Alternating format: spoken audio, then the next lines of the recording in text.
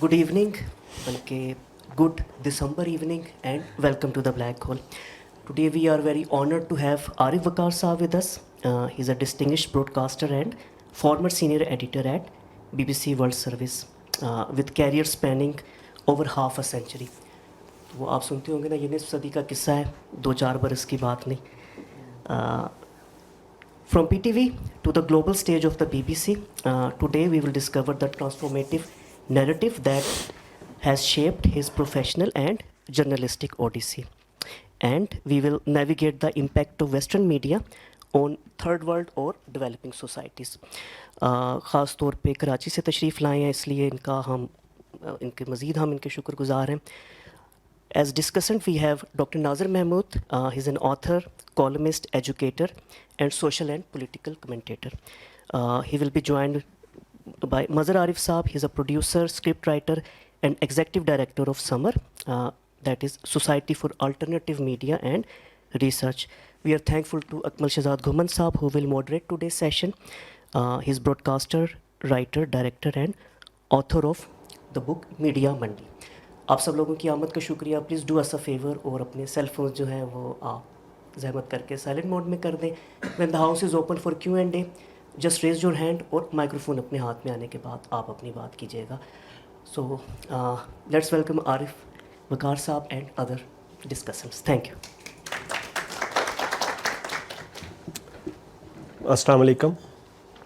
عارف وقار صاحب کے تعارف سے پہلے میں یہ چاہوں گا کہ آج کی جو شام ہے ہم اپنے مرحوم دوست ارشاد امین صاحب کے نام آج کی شام کریں.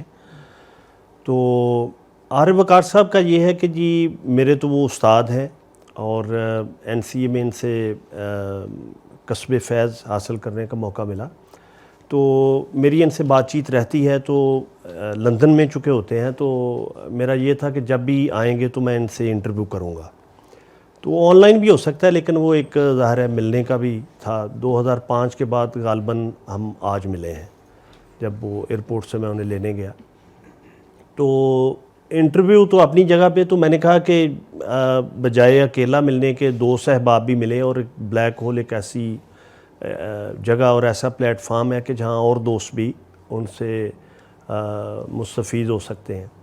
عارف وقار صاحب جو ہیں میں نے وی نیوز پہ ایک تفصیلاً کالم بھی لکھا کہ یہ ایک بڑے علمی ادبی گھرانے سے ان کا تعلق ہے. ان کے والد صاحب اپنے وقت کے بڑے معروف صحافی تھے وقار امبالوی صاحب, اور انہوں نے بیفور پارٹیشن جو ہندو اخبارات تھے جیسے ملاپ اور اس طرح کے دوسرے ان کے لیے بھی لکھا. اور جو نوائے وقت کا سر راہ ایک بڑا مقبول سلسلہ ہے وہ آخری عمر تک وہ لکھتے رہے. ان کی والدہ جو تھیں نظر فاطمہ بٹ, وہ انگریزی کی پروفیسر تھیں لیکن وہ پنجابی کی پہلی جو پیڑھی تھی اس کی کہانی کار تھیں. تو ان کی ایک چھوٹی بہن ہے عذرا وقار, وہ بھی پنجابی کی شارٹ سٹوری رائٹر ہیں اور وہ ریسرچر بھی ہیں. قائد اعظم یونیورسٹی سے وہ ریٹائرڈ ہوئیں. ان کی کتاب چند سال پہلے ایک کہانیوں کی کتاب تو کئی سال پہلے چھپی, لیکن یہ ایک ان کی جو آٹو بائیوگرافی ہے خود نوشت وہ چھپی, اچھل ندیاں تارو ہوئیاں. تو وہ کتاب پڑھ کے چکے انہوں نے اپنی تعلیم کے 4 سال جو تھے وہ بنگال میں بھی گزارے. تو وہ کتاب پڑھ کے اس سے یہ بھی سیکھا کہ بھئی مادری زبانوں سے محبت کرنا کیوں ضروری ہے اور ان کی بڑھوتری کے لیے کام کرنا کیوں ضروری ہے. تو آج کی نشست کے لیے میں عارف وقار صاحب کا بہت شکریہ ادا کرتا ہوں. یہ 1971 میں ریڈیو پاکستان لاہور میں پروڈیوسر ہوئے اور کوئٹہ میں ان کی پہلی تعیناتی تھی. اس کے بعد 1973 میں یہ PTV کا حصہ بن گئے اور یہ PTV کے پہلے پروڈیوسر تھے جنہوں نے رنگین نشریات کی ہالینڈ سے تربیت حاصل کی. اس کے بعد جو PTV کی آخری سیریل تھی, آخری ڈرامہ تھا بلیک اینڈ وائٹ جس میں توقیر ناصر کو انہوں نے دریافت کیا, اس کا نام تھا پرواز.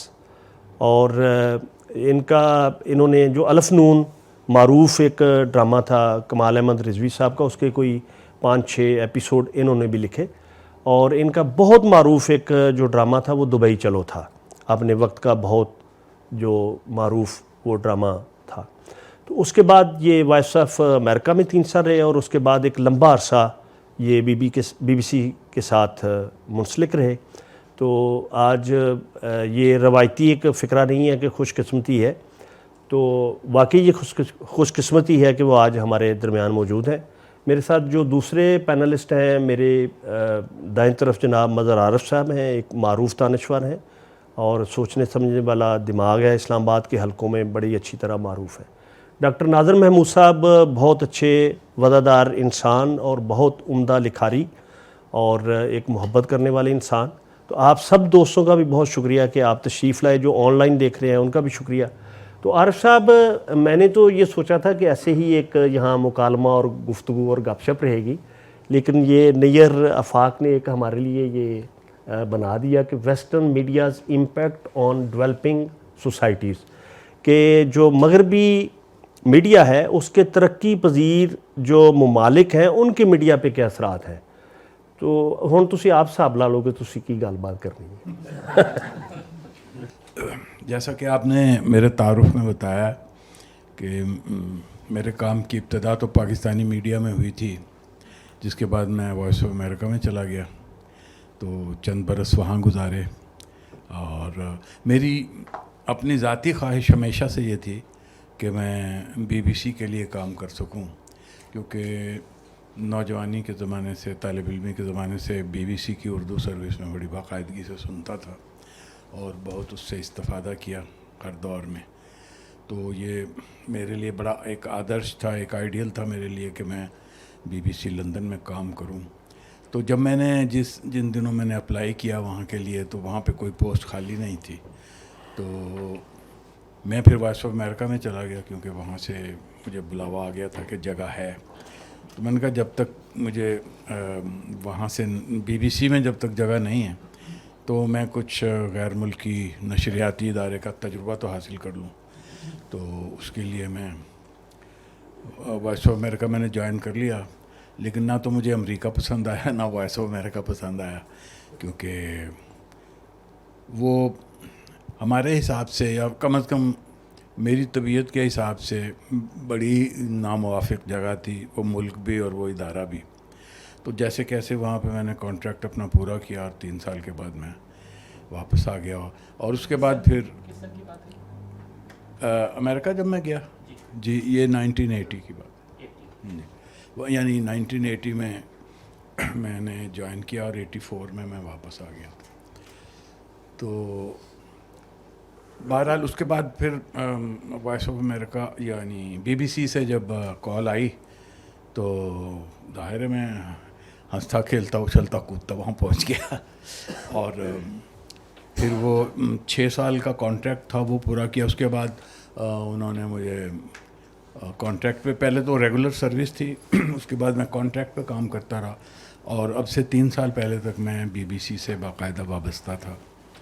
تو یہ پھر یہ کرونا کا جب چکر شروع ہوا تو اس وقت میں نے وہاں سے چھوڑ دیا تھا. تو یہ تو مطلب مختصر میری ذاتی ہسٹری ہے. اب آپ کا کوئی پرٹیکولر سوال ہے, یعنی آپ اس کو کہیں کوئی رخ دینا چاہتے ہیں بحث کو؟ اصل میں ڈاکٹر ناظر صاحب نے مجھے یہ کہا تھا کہ ہم زیادہ سے زیادہ آڈینس کو موقع دیں گے, چونکہ مظہر عارف صاحب بھی تشریف لائے ہیں اور ڈاکٹر ناظر صاحب. تو ڈاکٹر ناظر صاحب نے حالانکہ کہا تھا کہ مظہر صاحب پہلے پوچھیں گے, لیکن یہ کہ اب ان کو سوال آ گیا تو وہ آپ سے پہلے بات کریں گے. جی بات کر لیں, مائکروفون لیں. میں یہ جاننا چاہوں گا کہ جب آپ نے 1970 میں اپنے ریڈیائی صحافت کی زندگی کا آغاز کیا تو ظاہر ہے اس وقت بھی ویسٹرن میڈیا انفلوئنس کرتا تھا, یعنی جو ذہن سازی کا عمل اس وقت بھی ویسٹرن میڈیا کرتا تھا, بلکہ تمام میڈیا کرتے ہیں. تو وہ آپ 1970 جب آپ نے زندگی کا آغاز کیا, پیشہ ورانہ زندگی کا, اور آج کی جو ذہن سازی ہے, امپیکٹ کے لیے میں ذہن سازی کا لفظ استعمال کر رہا ہوں, تو اس ذہن سازی میں کوئی فرق ہے یا طریقہ کار وہی ہے؟ کس طرح سے اس کا ایوولوشن ہوا ہے کہ یہ ترقی پذیر ممالک کے عوام کی ایک خاص ڈائریکشن میں ذہن سازی کی جائے؟ شکریہ ڈاکٹر صاحب. جس زمانے میں نے ویسٹرن میڈیا جوائن کیا, ان دنوں یہ تھا کہ ایک تو مقامی طور پہ میڈیا اتنا پھیلا نہیں تھا. ریڈیو پاکستان تھا بنیادی طور پہ, اور پھر پاکستان ٹیلی ویژن آ گیا تھا 1964 میں. اور 1964 میں جو پاکستان ٹیلی ویژن آیا تو بہت ہی محدود پیمانے پہ تھا. اس کا ریڈیس کوئی 15-20 میل تھا, اور بلیک اینڈ وائٹ تھا, اور گنتی کے ٹیلی ویژن تھے لاہور میں, وہی لوگ دیکھ سکتے تھے. اس کے بعد جب یہ پھیلاؤ شروع ہوا, یعنی یہ جو یعنی 1970 کی اگر آپ بات کر رہے ہیں, تو اس وقت تک بھی بہت محدود دائرہ تھا. لیکن آڈینس کی نوعیت اور پروگراموں کی نوعیت آج سے بہت مختلف تھی. مثلاً بی بی سی کے بارے میں یہ ہے کہ بی بی سی کی اردو سروس سنی جاتی تھی بہت بڑے پیمانے پہ. دیہات تک میں, سارے انڈیا اور پاکستان میں بی بی سی کی اردو سروس انتہائی مقبول تھی. وائس آف امریکہ کا اتنا چرچا نہیں تھا, نہ وہ ویسے بھی ان کی نوعیت جو تھی وائس آف امریکہ کے پروگراموں کی, چونکہ وہ درباری سرکاری ادارہ تھا پیورلی, تو وہ پروگرام بھی ان کے درباری سرکاری قسم کے ہوتے تھے. تاکہ وہاں سے ایک 5 منٹ کا ایڈیٹوریل نشر کیا جاتا تھا جو امریکی حکومت کے خیالات کی ترجمانی کرتا تھا. یعنی اس حد تک وہ درباری سرکاری تھا اس کی نوعیت نشریات کی. لیکن بی بی سی اس لحاظ سے بہت آزاد تھا کہ اس میں وائس آف امریکہ کی طرح سرکاری مداخلت اس طرح کی نہیں تھی. ان کا اپنا بورڈ آف ڈائریکٹرز تھا جو فیصلے کرتا تھا.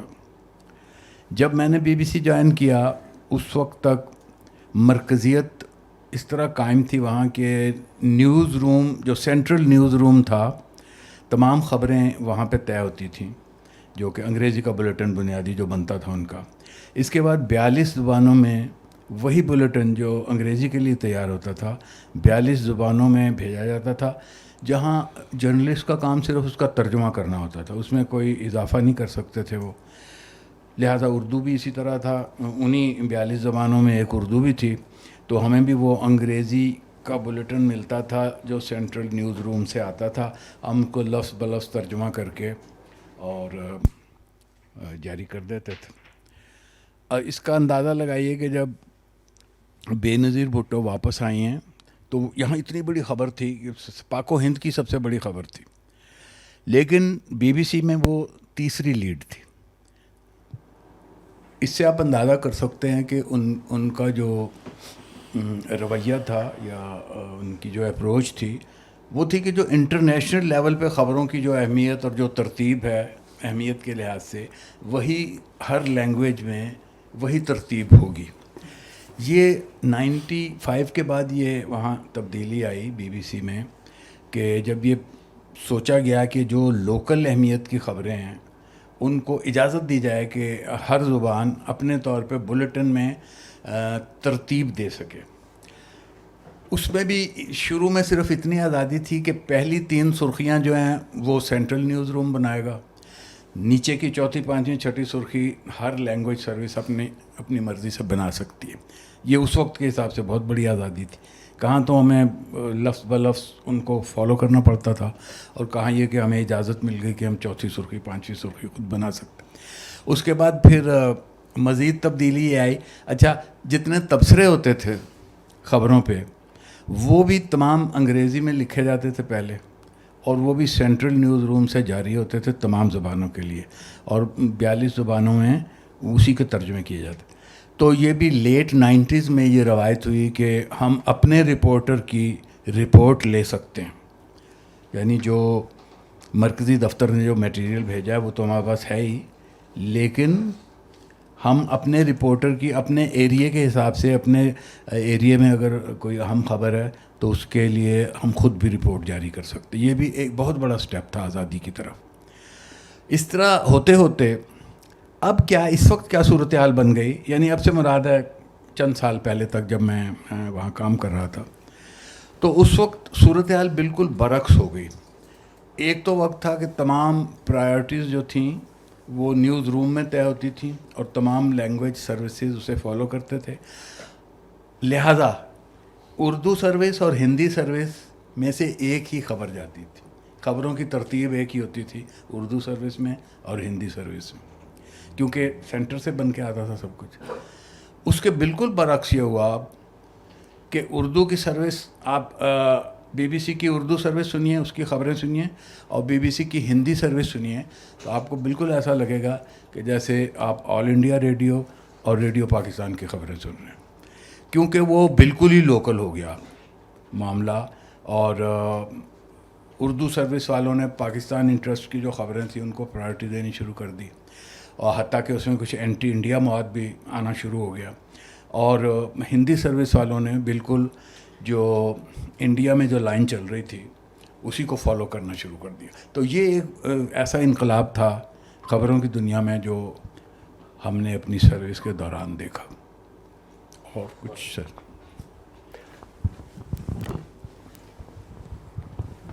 مدر عارف صاحب، میرے خیال میں آپ نے مائکرو فون بند کر دیا. عارف وقار صاحب تھینک یو. مارک ٹلی سے تو آپ کی ملاقات نہیں ہوئی ہوگی جب BBC میں تھے؟ اچھا گڈ. میں ایسے ہی ایک سوال آیا کیونکہ مارک ٹلی ہماری سیاسی اور صحافتی تاریخ میں ایک اہم کردار ہے، اور نوجوانوں کو شاید نہیں پتہ ہوگا کہ مارک ٹلی کون تھا. اچھا، آپ یہاں PTV میں تھے تو آپ نیوز سیکشن میں تھے. میں پروگرامز میں تھا. ہاں، تو کیا فرق آپ کو نظر آیا PTV میں کام کرتے ہوئے اور BBC میں کام کرتے ہوئے؟ Micro phone.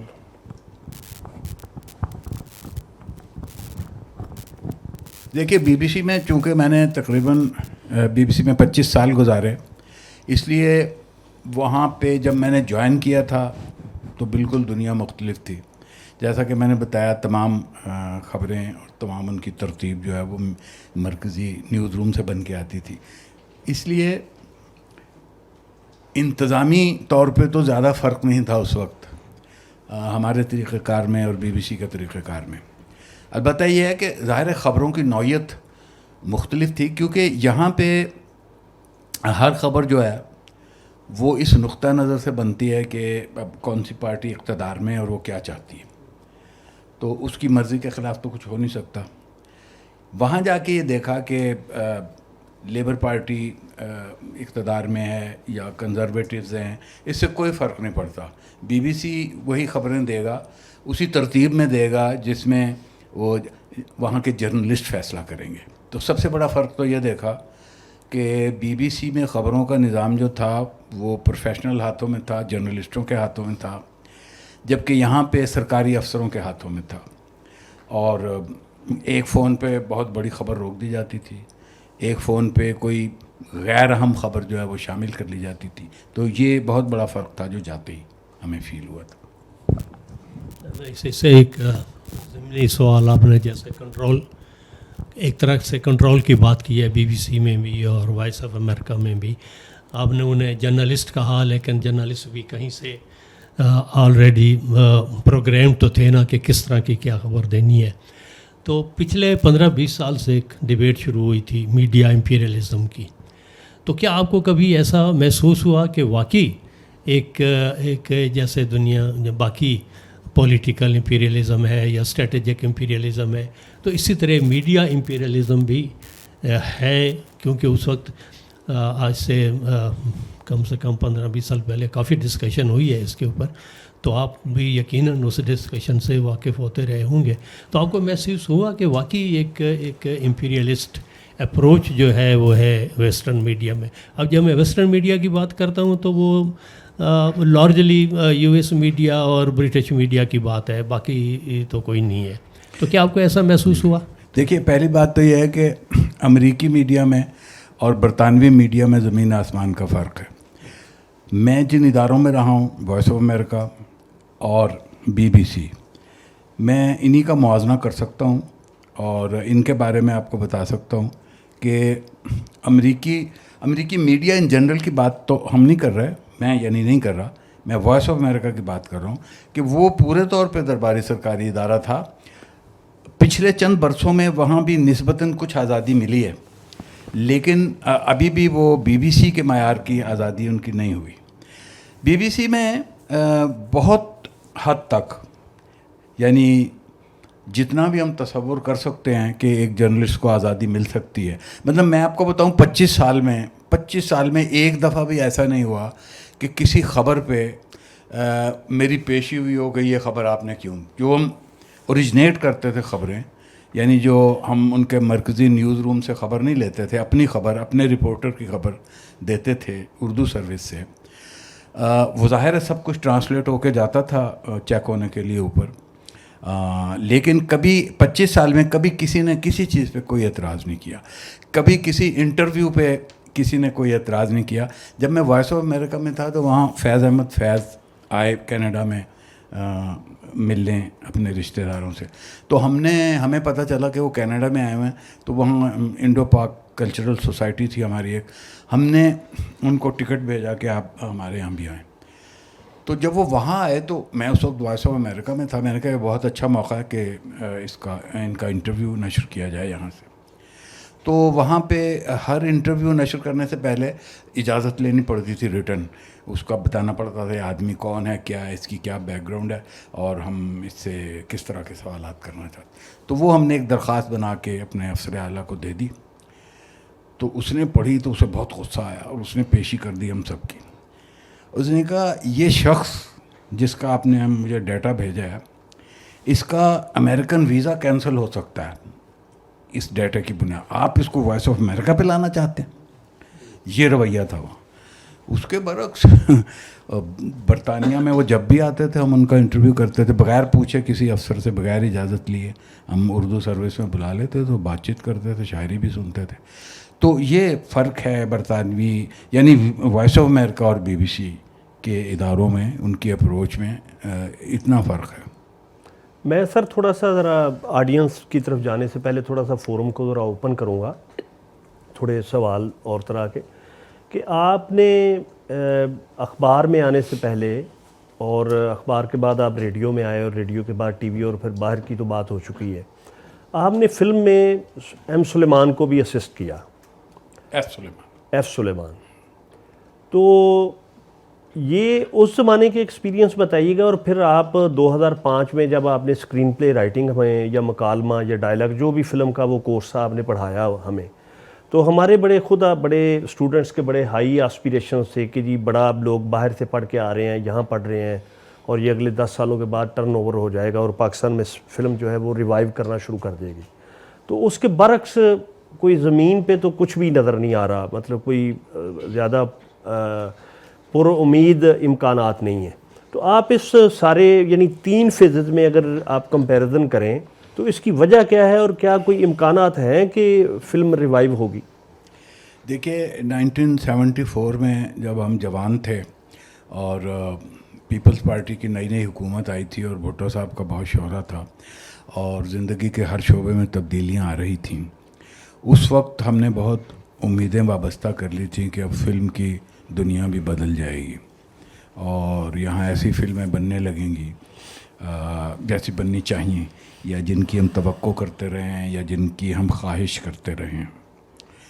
لیکن چیز یہ ہے کہ اگر آپ نے فلم انڈسٹری کو مکمل طور پہ ایک انڈسٹری اور ایک بزنس قرار دے دیا ہے تو پھر وہ اسی اصول پہ چلے گی کہ جو بکتا ہے ہم وہ بنائیں گے اور جو لوگ چاہتے ہیں ہم وہی ان کو دیں گے۔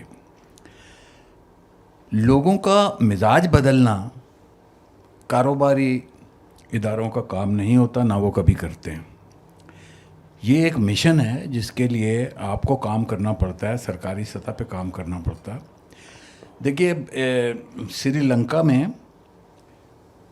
1960s میں حکومت نے فیصلہ کیا کہ ہمیں عوام کا مزاج بدلنا ہے۔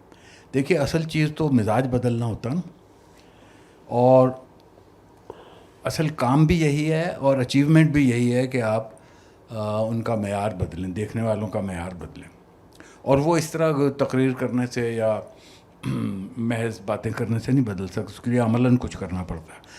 تو سری لنکا نے عملاً یہ کیا کہ یہ جو ٹریش فلمیں تھیں ہالی ووڈ کی، یہ بین کر دیں، سب اس کی امپورٹ ہی بند کر دی، اور انہوں نے ایسٹ یورپ سے فلمیں منگانی شروع کی جو ہمارے حساب سے آرٹ موویز تھیں، لیکن وہ اعلیٰ معیار کی فلمیں تھیں۔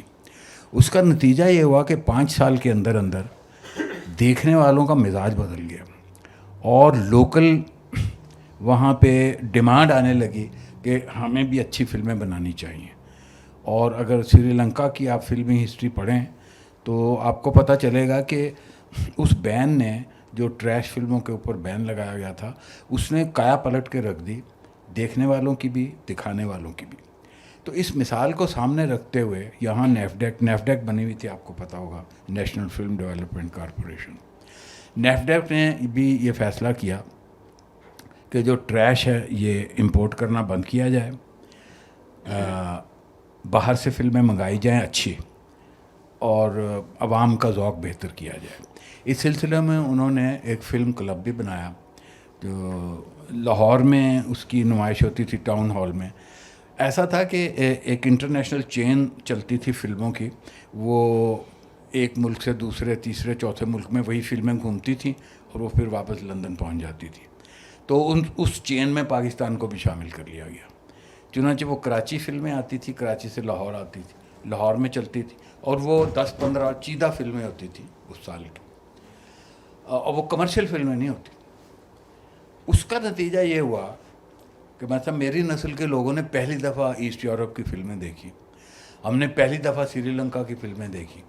تو ہمیں تو وہ سوائے یہاں کے پنجابی اردو فلموں کے ہمارا ایکسپوجر ہی نہیں تھا, یا ہالی ووڈ کی فلمیں تھیں. تو ہمیں پتہ چلا کہ بھئی پولینڈ میں بھی فلمیں بن رہی, چیکوسلواکیہ میں بھی فلمیں بن رہی, اور کمال کی فلمیں بن رہی. تو وہ ایک ایکسپوجر ہوا ہمارے اوپر. اچھا, وہ سلسلہ رہا جب تک بھٹو کی حکومت رہی اور بھٹو کی پالیسی رہی.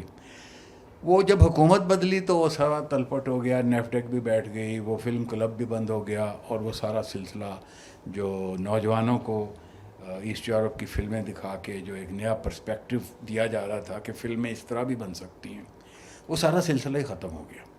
تو جب تک اس طرح کی کوئی شعوری کوشش نہیں کی جائے گی ایجوکیٹ کرنے کی لوگوں کو اور لوگوں کا معیار بلند کرنے کی, اس وقت تک جنرل سٹینڈرڈ جو ہے ویور کا وہ اونچا نہیں ہوگا. اور جب تک ویور کا سٹینڈرڈ اونچا نہیں ہوگا نا, فلم ساز جو مرضی بناتا رہے, جب تک دیکھنے والا نہیں ہے تو دیکھنے والے کا آڈینس کی ٹریننگ کی ضرورت ہے, اور اچھے آڈینس تیار کرنے کی ضرورت ہے.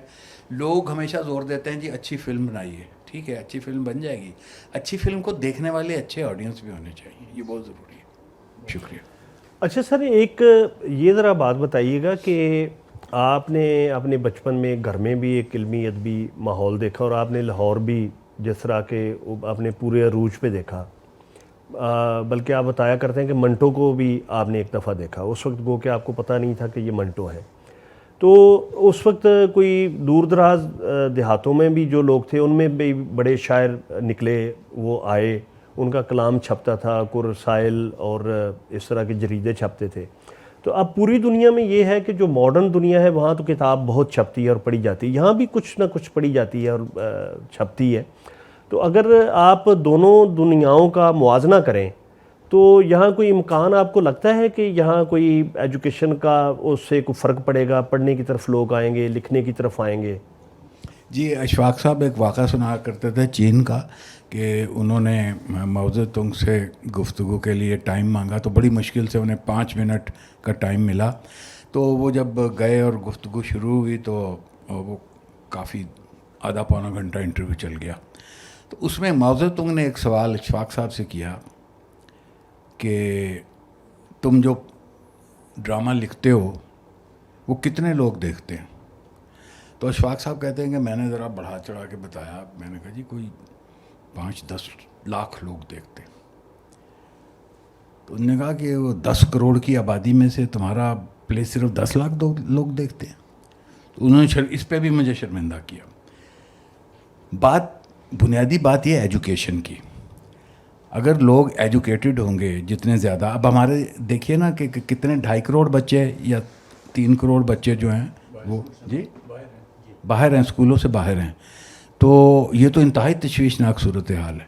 اور جو پڑھ رہے ہیں ان کا بھی آپ اسکولوں میں جا کے معیار دیکھیے کیا ہے تعلیم کا, اور پڑھانے والوں کا معیار دیکھیے کیا ہے. یعنی BA کرنے کے بعد ایک شخص کو جب کہیں نوکری نہیں ملتی تو وہ کہیں ٹیچر لگ جاتا ہے پرائیویٹ اسکول میں جا کے. یہ ٹیچنگ کا سٹینڈرڈ یہ ہے, تو وہ پڑھنے والوں کا سٹینڈرڈ کیا ہوگا؟ تو بنیادی چیز تو تعلیم ہے, جب ایجوکیشن کا سٹینڈرڈ بہتر ہوگا تو سوچنے سمجھنے کی صلاحیتیں بھی بہتر ہوں گی, اور پھر ڈیمانڈ کریں گے لوگ خود اچھے معیاری چیزوں کو دیکھنے کی, اور پھر جب ڈیمانڈ ہوگی تو پھر معیاری چیزیں بھی بننی شروع ہو جائیں گی. جس زمانے کی میں بات کر رہا ہوں تو اس وقت بھی جو ایجوکیشن کا ریٹ تھا وہ تو کوئی زیادہ نہیں تھا, پھر بھی لکھنے پڑھنے والے جو لوگ تھے وہ سوسائٹی میں بہتر نظر کے سے دیکھے جاتے تھے, وہ ایک قسم کے سیلیبریٹی تھے لکھنے والے. تو اور اس کی وجہ یہ تھی کہ دیکھیے میڈیا جو وہ اتنا ایکسپینڈ نہیں ہوا تھا اس وقت. ٹیلی ویژن کا ایک چینل تھا پی T we, black and white جب چلتا تھا, اور ساری دنیا وہی دیکھتی تھی, اور اس میں آپ جو دکھاتے تھے لوگ اسی کو دیکھتے تھے. اب اس کے دونوں پہلو ہیں, ایک تو یہ کہ آپ کچھ بھی دکھا دیں لوگ اسے دیکھنے پہ مجبور ہیں. دوسری بات یہ تھی کہ چونکہ اس وقت کمرشل کنسیڈریشن نہیں تھی کہ یہ چیز بکے گی یا نہیں, یہ چلے گی یا نہیں, اس کے ساتھ اشتہار آئیں گے یا نہیں.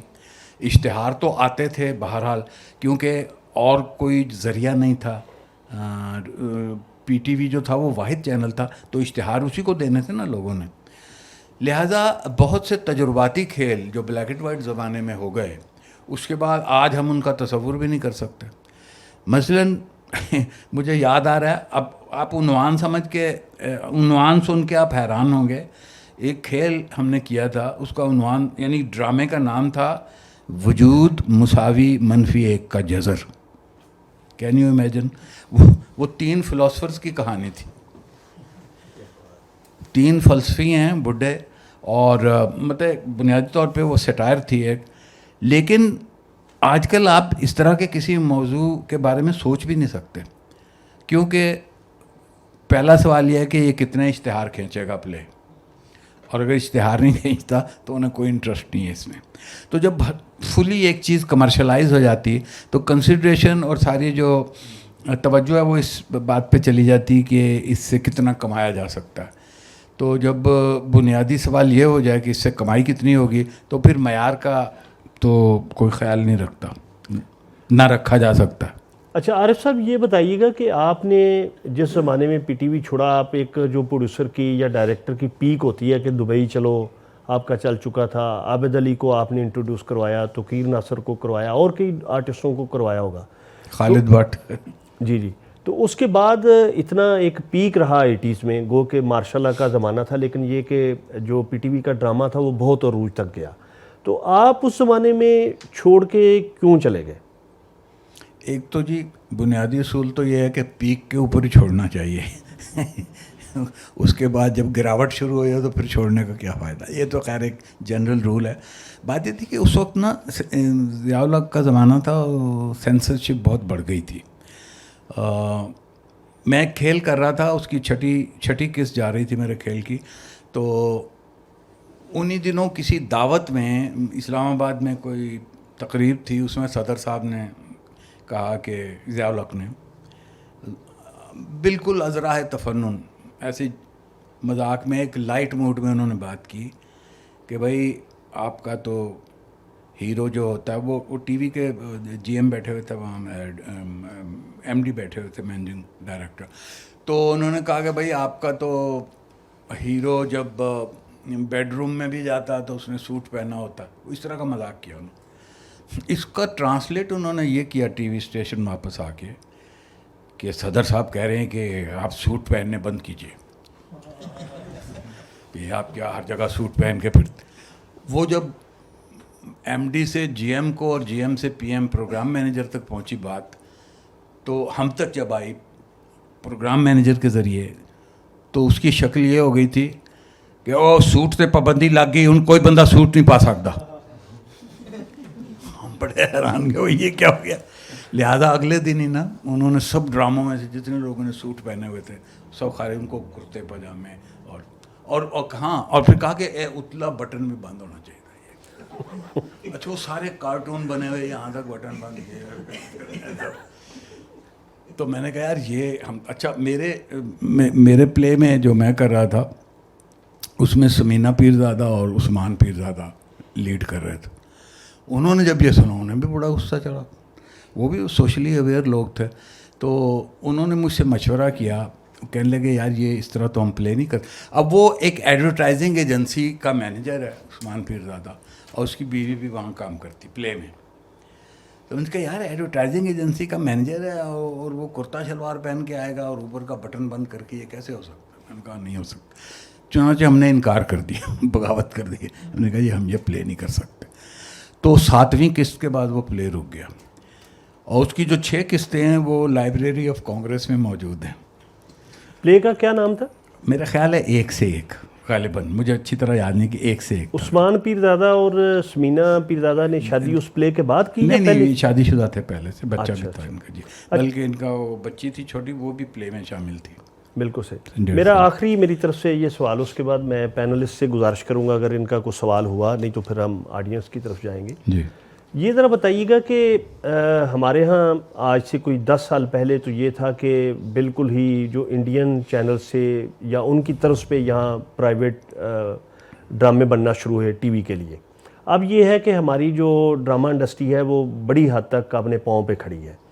تو آپ اپنے دور کا اور اس آج کے زمانے کا اگر موازنہ کریں تو آپ اس کو کس نظر سے دیکھتے ہیں؟ اور تیسری بات یہ کہ جو آج سوشل میڈیا کا امپیکٹ ہے, جس میں ٹک ٹاک پہ ایک مختصر ویڈیو یا ریل یا شارٹس یوٹیوب پہ, تو جو نئے یہ چیلنجز آئے ہیں اس میں اس سارے سنیریو کو آپ کس طرح بیان فرمائیں گے؟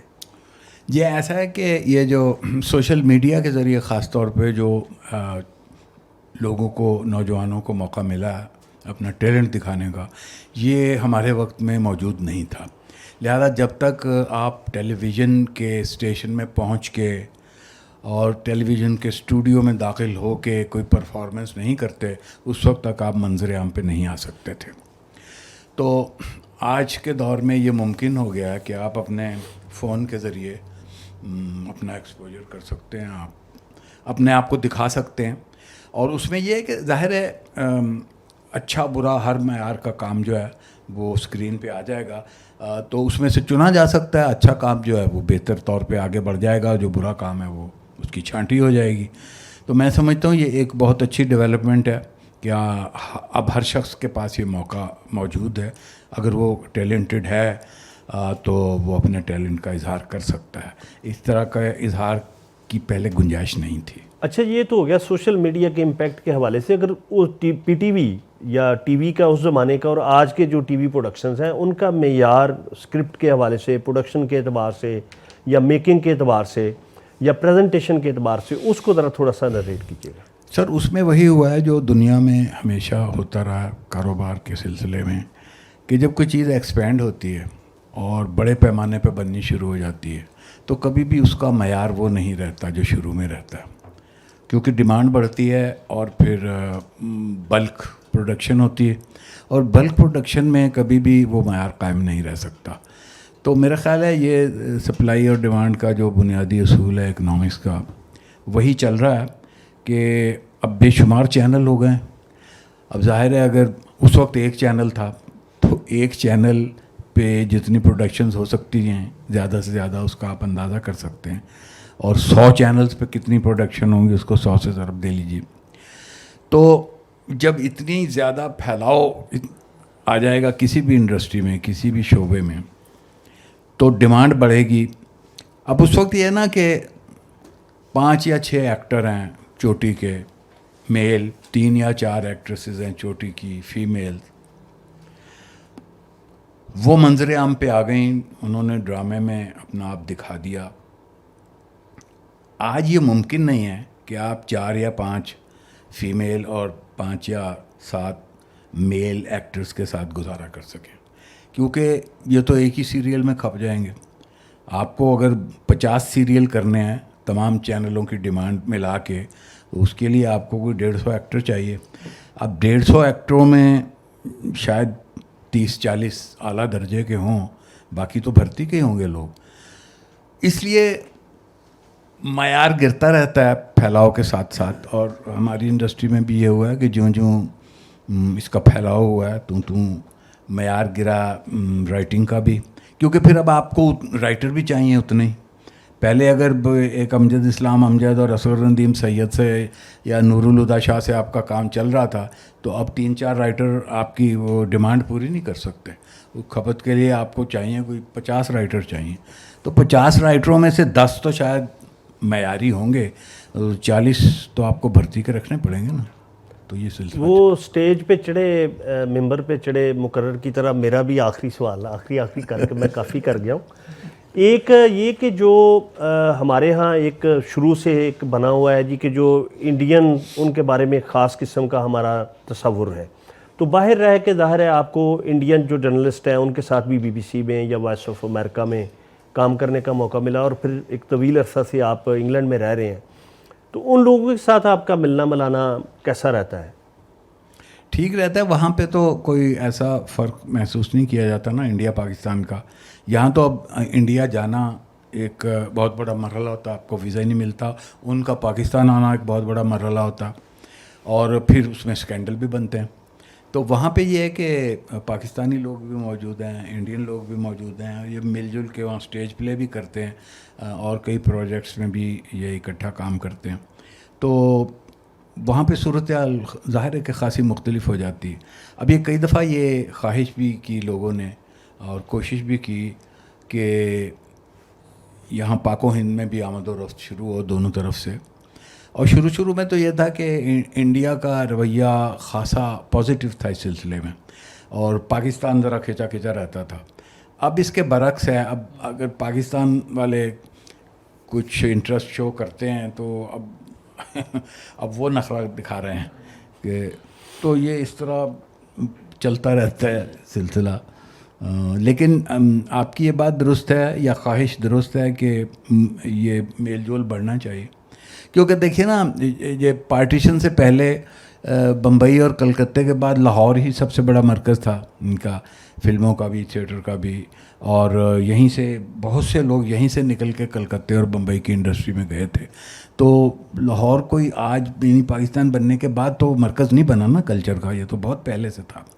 تو اس کی وہ صورت پھر سے ریوائیو ہونی چاہیے, اور وہ اسی طرح ہو سکتی ہے کہ ذرا آنا جانا بڑھے اور پابندیاں کم ہوں, اور دونوں طرف, اور یہ تو میوچول ہے, دونوں طرف سے ہونا چاہیے.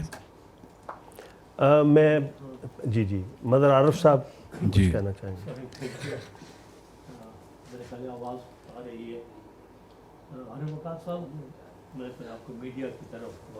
مائک سر آن کر لیجیے. واپس میڈیا کی طرف. ہمارے ہاں ایک جو عام کنسیپٹ ہے, بلکہ ایمان کی حد تک ہے, کہ ویسٹ کا انڈیپینڈنٹ میڈیا, اور ہم یہاں بھی یہ نعرے لگاتے ہیں کہ انڈیپینڈنٹ میڈیا. تو ابھی جیسے آپ نے یہ بتایا وائس آف امریکہ یا BBC کے بارے میں, مجھے یوں لگا کہ انڈیپینڈنٹ تو نہیں ہے, کنٹرولڈ ہے کسی نہ کسی طریقے سے. تو یہ انڈیپینڈنٹ میڈیا کا جو ایک ہمیں بتایا جاتا ہے بار بار, یہ کس حد تک درست ہے؟ جی, جب میڈیا کو انڈیپینڈنٹ یا پابند یا آزاد کہا جاتا ہے تو یہ ہمیشہ ریلیٹیو ٹرمز میں ہوتا ہے, کہ نسبتاً آزاد, نسبتاً پابند. پاکستان کا میڈیا اگر پابند ہے تو نسبتاً پابند ہے, اور باہر کا میڈیا اگر آزاد ہے تو وہ نسبتاً آزاد ہے. تو یعنی ٹوٹل آزادی تو کہیں بھی کسی میڈیا کو بھی نہیں ہے, اور نہ ہی ٹوٹل پابندی کہیں بھی ہے, نہ ممکن ہے. تو یہ تمام ریلیٹیو ٹرمز میں بات ہوتی ہے جب بھی ہوتی ہے کہ ہم نسبتاً پابند ہیں اور وہ نسبتاً آزاد ہیں. ڈاکٹر صاحب آپ کچھ آڈینس آپ نے سوالات کر سکتے ہیں, آپ ہاتھ اٹھائیے گا, اور ذرا کوشش یہ کیجیے گا کہ ٹو دی پوائنٹ سوال ہو. آپ نے یعنی خیالات کے اظہار سے زیادہ, کمنٹ سے زیادہ سوال ذرا کوشش کیجیے گا کہ زیادہ. جی السلام علیکم, میرا نام عزیر احمد ہے اور میں اسکرپٹ ایڈیٹر ہوں PTV ہوم اسلام آباد سے. عارف صاحب, آپ نے جو 73 سے لے کر اور 80 تک کا وقت گزارا PTV میں, تو آغا ناصر صاحب کا میں انٹرویو کر رہا تھا پورٹریٹ کے حوالے سے, تو جو فارمیٹس کی بات ہو رہی تھی مختلف پروڈکشنز کے, تو وہ کہتے ہیں کہ 64 سے لے کے 67 تک تو آپ کو معلوم ہوگا کہ ٹیپ نہیں تھی, تو 67 سے لے کے 77 تک وہ کہتے ہیں ہم نے تمام فارمیٹس جتنے بھی تھے وہ ہم کر چکے تھے. تو آپ نے ڈرامہ کے علاوہ باقی میگزینس میں اور میوزک میں اور باقی بھی کچھ کیا, اور اگر جو ڈرامہ میں آپ نے خاص کیا اس کے اندر کوئی ایسا واقعہ, کیونکہ وہ وقت سارا ضیاء کا تھا, تو آپ پر کبھی کوئی سینسرشپ آئی ہو؟ ہاں وہ تو میں ذکر کر چکا ہوں ضیاء الحق کے زمانے کا, لیکن جو 64 سے 67 تک کا زمانہ تھا وہ لائیو ٹی وی کا زمانہ تھا, اور ہمارے نوجوانوں نے چونکہ لائیو ٹی وی کا زمانہ نہیں دیکھا, اس لیے انہیں بتانے کے لیے کہ لائیو ٹی وی کیا تھا, اگر میں اجازت دیں تو تھوڑا سا ایلیبریٹ کر دوں. دیکھیے لائیو ٹی وی ایسا ہی ہے جیسے اس وقت میں بول رہا ہوں اور یہ براہ راست نشر ہو رہا ہو, لوگ گھروں پہ سن رہے ہوں. اب اس میں اگر میں کوئی غلطی کرتا ہوں یا کوئی غلط بات کہہ دیتا ہوں تو وہ تو نکل گئی اور چلی گئی, اس کو واپس لانے کا میرے پاس کوئی طریقہ نہیں. اب اسی بات کو اب لاگو کیجیے ڈرامے پہ. ایک ڈرامہ ہو رہا لائیو, اس وقت ہوتا کیا تھا کہ جو ٹیلی ویژن تھا بالکل اپنے ابتدائی دور میں تھا. ایک وین تھی ان کے پاس, لاہور ٹی وی, لاہور سے شروع ہوا تھا سب کچھ 64 میں. ایک وین تھی, او بی وین, جو کہ ویسے تو خبروں کے لیے استعمال ہوتی لائیو کہیں سے کور, لیکن ان کے پاس چونکہ کچھ بھی نہیں تھا تو ایک وین کے ذریعے ہی انہوں نے سارا ٹی وی چلایا ہوا تھا. تو وین کے اندر ہی ان کا وہ ٹرانسمیٹر تھا, اور وہیں سے 3 کیمروں کی یا 2 کیمروں کی جو لیڈز تھیں وہ وین میں لگی ہوئی تھیں, اور وہ 2 کیمرے جو کچھ بھی پکڑتے تھے وہ وین کے ذریعے ٹرانسمٹ ہو کے اوپر چلا جاتا. اچھا, اور ایک ریڈیو اسٹیشن کے کونے میں ایک دڑبا سا انہیں ملا ہوا تھا, ایک ہٹ بنی ہوئی تھی, اسی میں ان کا دفتر تھا, اسی میں فلیٹ کھڑے کر کے تو یہ سیٹ لگا لیتے تھے. اب وہاں اکثر ہوتا تھا کہ خبریں ہو رہی ہیں اور پیچھے ٹھک ٹھک کی آواز آ رہی, کیا جی پیچھے ڈرامے کا سیٹ لگ رہا ہے. وہ خبریں ختم ہوں گی تو وہ ڈرامے پہ جائیں گے, وہ ڈرامہ ہو رہا ہے تو ادھر اگلا پروگرام میوزک کا ہے تو ٹن ٹن ٹن ادھر میوزک کی بھی ہو رہی. تو اس طرح لائیو ٹی وی میں کام ہوتا تھا. اب ڈرامہ جب شروع ہو گیا ایک دفعہ, اگر وہ آدھے گھنٹے کا ڈرامہ ہے تو آدھا گھنٹہ لائیو جائے گا, جیسا بھی چل گیا وہ چل گیا, اس میں ریٹیک, کیونکہ لائیو جا رہا ہے نا, کوئی ریکارڈنگ تو ہے نہیں کہ ریٹیک کی اس میں گنجائش ہو یا اسے دوبارہ کر سکیں. تو اس میں بہت سے ایسے لطائف ہوتے تھے جو لائیو ٹی وی ہی میں ہو سکتے ہیں. مثلا شروع کے دنوں کا مجھے ایک پلے یاد ہے کہ اس میں کوی جو تھے وہ ایک آرٹسٹ بنے ہوئے, تو وہ ایک لڑکی کی تصویر بنا رہے ہیں, لڑکی سامنے بیٹھی, ادھر ایزل لگا ہوا ہے, ہاتھ چلا رہے ہیں. تو اس میں اب ظاہر ہے کہ کوی تو آرٹسٹ نہیں ہے, تو ان کو شو کرنا تھا کہ آرٹسٹ. تو اس کا طریقہ یہ تھا کہ وہ لڑکی کا ایک آؤٹ لائن سی اسکیچ, پھر ایک دوسرا ایک سیکنڈ تصویر تھی جس میں کوئی آدھی تصویر لڑکی کی بن چکی ہے, اور ایک تیسری تصویر تھی جس میں لڑکی کا چہرہ پورا اسکیچ ہو چکا ہے. تو اس میں ٹرک یہ تھا کہ ایزل پہ وہ تینوں کاغذ لگا دیے جائیں گے, اور کبھی اس طرح اس پہ اپنا برش چلائیں گے, اور جب کیمرہ کٹ کر کے لڑکی پہ جائے گا تو اتنے میں وہ کاغذ اتار کے رکھ دیں گے نیچے, اور وہ جو دوسرا کاغذ ہے جو سیکنڈ فیز ہے اس کے اوپر اپنا وہ قلم چلانا شروع کر دیں گے, مقلم. اور اسی طرح پھر وہ جب کیمرہ کٹ کر کے لڑکی پہ جائے گا تو ادھر سے ان کو موقع مل جائے گا کہ یہ وہ کاغذ اتار کے رکھ دیں, اور ایزل پہ جو تیسری فائنل تصویر ہے اس کو ریٹچنگ شروع کر. وہ ریہرسل میں تو سب کچھ ٹھیک ہو گیا, جب آن ایئر گیا تو عین اس وقت جب وہ اتار رہے ہوتے تھے تو کیمرہ ان پہ چلا جاتا تھا. اور دونوں دفعہ اسی طرح ہوا کہ پہلے وہ کاغذ اتار کے رکھ رہے ہیں اور کیمرہ دکھا رہے. وہ سارا بھانڈا پھوٹ گیا کہ کس طرح ان کو مصور ثابت کیا جا رہا ہے. تو میں نے جو بطور ایکٹر پہلا پلے کیا تھا لائیو ٹی وی کے زمانے میں چھوٹے موٹے رول شروع میں نے ایکٹر کے طور پہ کیا تھا. تو ایسے ہی چھوٹا موٹا کوئی رول مل جاتا تھا, کوئی چپڑاسی کا, کوئی بہرے کا, کوئی. تو قاسمی صاحب احمد ندیم قاسمی کا پلے تھا گھر سے گھر تک. تو اس میں وہ اس کی تھیم یہ تھی کہ وہ رشتہ دیکھنے کے لیے جا رہے ہیں, جی ہاں غریب لوگ ہیں, لیکن دونوں طرف انہوں نے شو یہ کیا ہوا کہ ہم بڑی چیز ہیں. تو یہ اپنا کسی کی مانگے کی کار لے کے اور بن ٹھن کے وہاں جاتے ہیں ان کے محلے میں. تو انہوں نے بھی آگے وہ کسی کا ٹی وی مانگا ہوا, کسی سے برتن مانگے ہوئے ہیں, تو ان کا بھانڈا پھوٹتا ہے آخر میں. تو وہ پھر لگتا ہے گھر سے گھر, یعنی ایک گھر سے دوسرے گھر تک, یعنی ایک ہی طرح کے لوگ اپنی طرح کے لوگوں میں آ گئے. تو اس میں جو جس گھر میں وہ جاتے ہیں وہاں پہ ایک ملازم ہے جو چائے سرو کر رہا. تو کیمرہ ریہرسل ہوئی تو وہ میں چائے رکھ کے آ گیا, تو میں نے ٹی وی میں دیکھا کہ دور سے کتنی سی چیز آئی ہے اور وہ چلی گئی بیگ, کوئی رجسٹر نہیں ہوا. اب میں کوئی 10 لوگوں کو بتا کے آیا ہوا تھا کہ بھائی میں آج آ رہا ہوں شام کو. تو وہ کیمرہ ریہرسل میں وہ میری مایوس شکل دیکھ, تو کبھی اس میں ہیرو تھے, تو کبھی کو کچھ رحم آیا. اس نے کہا یار یہ بچہ آیا اتنی دور سے لڑکا اور یہ تو بڑا مایوس ہوگا. تو جب پلے آن ایئر جا رہا تھا نا, تو اس نے کیا کہ جب میں چائے رکھ کے جانے لگتا ہوں تو کہا اے بات سنو. تو میں نے کہا جی. تو میں نے جی کیا نا, تو جو سامنے والا کیمرہ تھا وہ انسٹنکٹلی اس نے میرا کلوز اپ بنا لیا. تو کبھی نے دیکھا کہ کلوز اپ کچھ نہیں, جاؤ جاؤ. تو اس طرح جناب لاہور کے 150 ٹی وی سیٹوں میں میرا کلوز اپ آ گیا اور میں ہیرو بن گیا. لیکن اس سلسلے کا جو اب ٹائم ہے تھوڑا, جی بہت شکریہ. تو پھر یہ ہوا کہ اب اگر ایسا تھا, یعنی میں نے چھوٹے چھوٹے رول ادا کرنے شروع کیے, تو پھر میں آگے کیوں نہیں, میں نے ترقی کیوں نہیں کی بطور ایکٹر. تو میں نے ایک آرٹیکل تو لکھا تھا نیوز آن سنڈے میں, why I am not an actor, تو وہ میں آپ کو یہاں زبانی بتا دیتا ہوں. ہوا یہ کہ اسی طرح کا ایک چھوٹا سا رول میں کر رہا تھا. وہ پریزن کا چوکیدار ہے جیل کا, وہ جیل کے آگے نا پہرا دے رہا, جاگتے رہو بھائی جاگتے رہو, بس یہ ایک ڈائلاگ تھا. اچھا یہ ڈائلاگ بھی ایڈ کیا گیا تھا, کیوں؟ خاموش آدمی, خاموش ایکٹر کو ملتے تھے 80 روپے, اور اگر کوئی ٹاکی ہے تو اس کو 150 روپے ملتا تھا. تو بعض اوقات ہم سفارش کر کے ایک آدھ ڈائلاگ ڈال دیتے تھے بیچ میں ایسے ہی کہ یار 150 روپیہ تو بنے.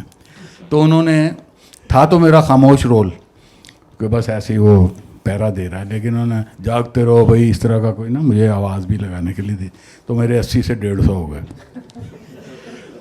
اب جب ریہرسل شروع ہوئی, چونکہ لائیو پروگرام ہوتا تھا نا, تو اس میں پہلے دن تو ریڈنگ ہوتی تھی بٹھا کے سب کو, دوسرے دن بھی ریڈنگ ہوتی تھی, تیسرے دن ریڈنگ ہوتی تھی, کوشش کرتے تھے بغیر اسکرپٹ کے, وہ تو پرومپٹ کرتے تھے. چوتھے دن الاؤڈ ہی نہیں تھا اسکرپٹ, چوتھے دن سب کو یاد ہونا چاہیے تھا, سارا جتنا بھی آپ کا رول ہے وہ سارا آپ کو یاد ہونا چاہیے. 5ویں دن پھر ڈمی سیٹ لگا کے سیٹ کے اوپر ریہرسل تھی مووز کے ساتھ, کہ آپ کو پتہ ہے 4 قدم ادھر چل کے آنا ہے, یہاں بات کرنی ہے, ادھر ڈمی کیمرے بھی رکھے ہوتے تھے, پھر یہاں آ کے بیٹھنا ہے, پھر یہاں سے اتنے قدم ادھر چلنا ہے. یہ ساری 5ویں دن میں کاروائی. 6ٹھے دن میں رات کو کیمرہ ریہرسل شروع ہو جاتی تھی, اس میں پھر اس دوران میں سیٹ لگ جاتا تھا, تو وہ سیٹ کے اوپر, اصلی سیٹ کے اوپر ریہرسل ہوتی تھی. 7ویں دن پھر ریکارڈنگ ہوتی تھی. اس وقت تک سب کو زبانی یاد ہو چکا ہوتا تھا سارا پلے. تو ابھی اس کی ریہرسلیں ہو رہی تھی پلے کی. پلے یہ تھا کہ ایک جو ہیرو ہے وہ مڈل ایسٹ میں کہیں کام کرتا, اور اس کی بیوی یہیں پہ ہے, تو وہ وہاں سے پیسے ویسے کما کے کچھ سالوں کے بعد واپس آ رہا ہے. جب واپس وہ سرپرائز دیتا ہے اچانک آنے کی نا, تو جب وہ واپس آتا ہے تو گھر میں داخل ہونے لگتا ہے, تو اندر سے نا اس کی بیوی کی آواز آ رہی ہوتی کہ وہ کسی آدمی کو مخاطب کر کے کہہ رہی ہے کہ میں تمہارے بغیر زندہ نہیں رہ سکتی اور میں تم سے بہت محبت کرتی ہوں. یہ تو اس کو بڑا غصہ چڑھتا, یہ دروازہ توڑ کے اندر داخل ہوتا اور بیوی کا گلا گھونٹ دیتا, اس کو مار ڈالتا. بعد میں پتہ چلتا ہے کہ وہ اسی کی تصویر سے باتیں کر رہی تھی. اب وہ پلے ایسے شروع ہوتا ہے کہ وہ آدمی جو ہے نا وہ اس وقت جیل میں ہے, اور اس کو صبح پھانسی ہونے والی ہے. تو پھانسی سے 1 رات پہلے کا منظر ہے کہ وہ اپنے قیدی دوستوں کو اپنی یہ داستان سنا رہا ہے کہ میں اس طرح باہر گیا تھا کام کرنے, اور جب میں واپس آیا تو یہ ہوا وغیرہ وغیرہ. اور اینڈ پہ جب اس کی کہانی ختم ہوتی ہے تو ادھر سے گھنٹی بجتی ہے کہ وہ پھانسی کا ٹائم ہو گیا. تو وہ گارڈ آتے ہیں, اس کو پھانسی کے لیے لے کے چلے جاتے ہیں. اور جب یہ چلا جاتا ہے پھانسی کے لیے تو اس کے بعد خالی کوریڈور کے اوپر ٹائٹل چلتے ہیں. یہ پلے کی آؤٹ لائن تھی. اب اسی طرح 5 دن جو روٹین تھی اس میں ریہرسلیں شروع ہو گئیں. تو مجھے خاص ڈیوٹی یہ دی گئی کہ میں اس کو ہیرو کو یاد کراؤں ڈائلاگ اس کے. تو میں بیٹھ کے اس کو یاد کراتا رہتا تھا. پانچ دن میں تقریباً یاد ہو گیا سارا اس کو. اور کوئی تلفظ کی اس کی تھوڑی پرابلم تھی, وہ ایسٹ پنجاب کا اس کا لہجہ تھا بندے کا, تو اس کو اردو تھوڑی سی ٹھیک ہونے والی تھی. وہ بہرحال کافی اس پہ محنت ہوئی. چھٹے دن جب کہ ریہرسل ہونی تھی تو وہ آیا تو بڑا پریشان, اور اس سے وہ بات نہیں ٹھیک طرح ہو رہی تھی, اور مجھے بہت بار بار پراؤمپٹ کرنا پڑ رہا تھا, تو لگتا تھا پریشان ہے. 7ویں دن ریکارڈنگ تھی, وہ بندہ آیا ہی نہیں. اب ہم بڑے پریشان. اب وہ یہ سیل فون کا زمانہ تو تھا نہیں کہ پتہ کریں کہاں ہے. لائل پور سے آتا تھا وہ روز شوفر ڈریون گاڑی میں. وہ بڑا ذمہ دار آدمی تھا, مطلب ذمہ دار کا بیٹا تھا کسی. اب وہ جب آیا نہیں تو پلے نہیں, جب پلے آن ایئر جانا تھا, اس کے بغیر ہیرو کے بغیر پلے کیسے جائے. تو ہمارے پروڈیوسر نے جا کے مینیجر سے کہا, جی ایم سے, کہ جی پلے نہیں جا سکتا, وہ ہمارا ہیرو ہی نہیں آیا. اس نے کہا جی پلے کیسے نہیں جا سکتا, اس کے تو اشتہار بک ہو چکے ہیں, تو یہ تو کینسل ہو ہی نہیں سکتا, ہر صورت میں پلے تو آن ایئر جائے گا. بڑے پریشان کہ کیسے کریں. اچھا میں چونکہ اس کو یاد کراتا تھا پلے, تو مجھے کچھ پونا پلے مجھے پلے یاد تھا تقریباً. تو آخری حربہ یہی انہوں نے استعمال کیا کہ یار اسے ہیرو بنا. وہ جناب میں بیٹھے بٹھائے ہیرو بن گیا. اب وہ خیر جو تھوڑا بہت کوئی 90% تو مجھے یاد تھا, کوئی 10% جو رہتا تھا وہ بھی میں نے رٹا وٹا لگا کے میں نے یاد کر لیا. تو اس نے بھی اطمینان کا سانس لیا, پروڈیوسر نے بھی شکر کیا, مینیجر نے بھی. تو میں ان کی نظروں میں بھی ہیرو بن گیا, ان کا پلے بچا لیا میں نے. خیر انہوں نے مجھے ہیرو کے کپڑے وپڑے پہنا کے, تو جناب رات کو پلے آن ایئر ہوا تو بسم اللہ کر کے ہم کود پڑے میدان جنگ میں. ڈر یہی تھا کہ چونکہ اتنا بڑا رول کبھی کیا نہیں تھا, چھوٹے چھوٹے یہ ایک لائن کے رول کیے ہوئے تھے, تو یہ پورا ہیرو کا رول. خیر وہ میں نے کر لیا. وہ گھر کا سین ہو گیا, اندر کا ہو گیا, جیل کا. اینڈ پہ پہنچ گئے, آخری 5 منٹ رہ گئے. میں نے کہا یار اب تک میں نے 5 منٹ رہ گئے صرف, بس یہ خیریت سے گزر جائیں.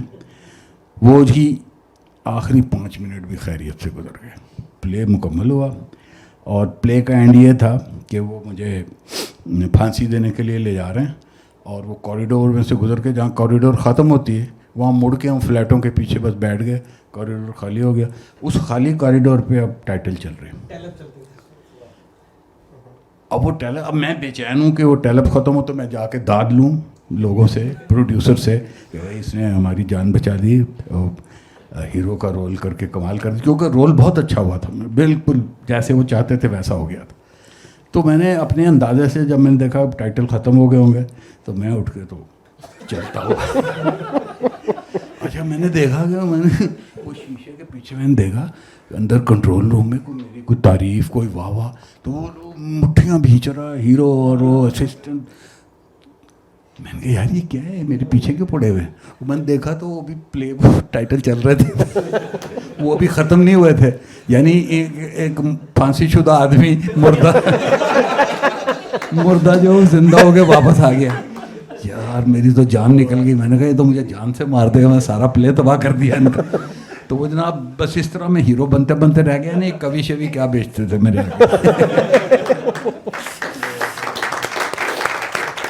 بس وہاں سے میں نکل کے پھر بھاگا اس قیدی کپڑوں میں. اچھا سر, کوئی بی بی سی کا بھی اس طرح کا کوئی واقعہ, کوئی یادگار جو آپ کو بہت یاد آتا ہو؟ ہر جگہ تو اس طرح کے واقعات پیش نہیں آتے.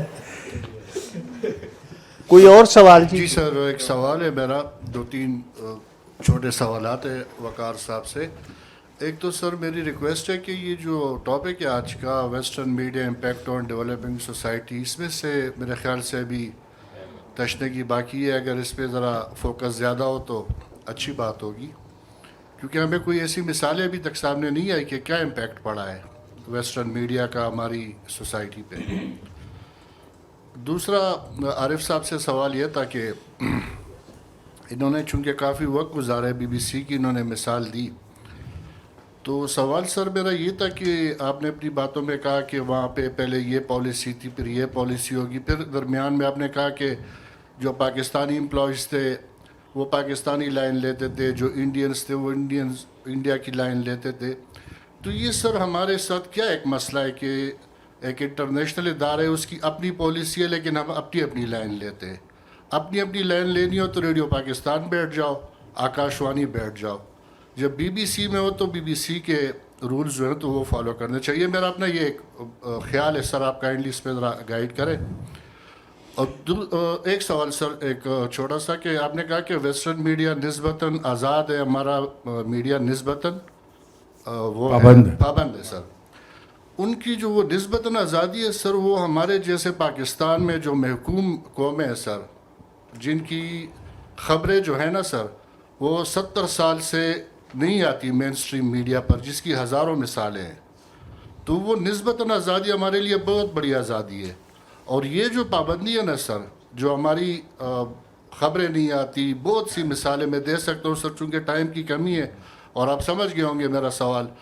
تو اس سے تو اچھی ہے جو یہ نسبتاً پابندی ہے. تو یہ تو میرے خیال سے صحافت کہ وہ ایک جو کالی صحافت ہے سر, یہ تو وہ صحافت ہے جو کہ صرف کراچی, اسلام آباد, لاہور اور ان شہروں کو فوکس کر رہی ہے. باقی میں مثالیں بہت سی دے سکتا ہوں, لیکن چونکہ وقت کی کمی ہے تو شاید آپ سوال سمجھ گئے ہوں گے سر. تھینک یو جی. جی ہاں, ایسا ہے کہ کسی بھی معاشرے کی جو مجموعی ساخت ہوتی ہے وہی یہ چیزیں طے کرتی ہے کتنی پابندی اور کتنی آزادی آپ کو ملے گی. اب ملک میں جو عمومی صورتحال ہے سیاست کی, معاشرت کی, اس سے علیحدہ رہ کے ہم کوئی قانون یا اصول نہیں بنا سکتے. ظاہر ہے میڈیا بھی جو ہے معاشرے کا حصہ ہے, تو معاشرے میں جو تقسیم ہے وہ آپ کو میڈیا میں بھی نظر آ جائے گی.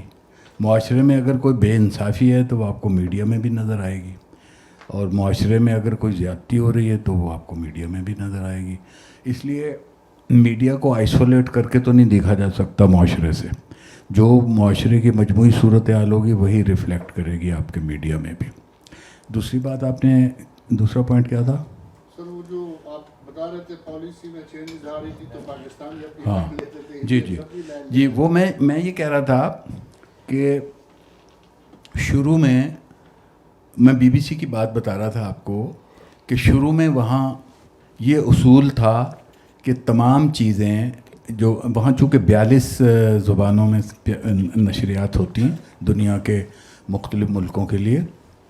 اب یہ شروع تو ہوا تھا یہ جرمنی سے, جو وار کے دنوں میں 39 میں جب شروع ہوا تھا کام, تو اس وقت آئیڈیا یہ تھا کہ جرمنی چونکہ اپنے پاؤں پھیلا رہا تھا سارے یورپ میں, تو اس کو کنٹرول کرنے کے لیے انہوں نے جرمنوں کے لیے بنیادی طور پہ فارن سروس اپنی شروع کی تھی کہ ان جرمنی کے عوام کو یہ بتایا جائے کہ ہٹلر ان کے ساتھ کیا کر رہا.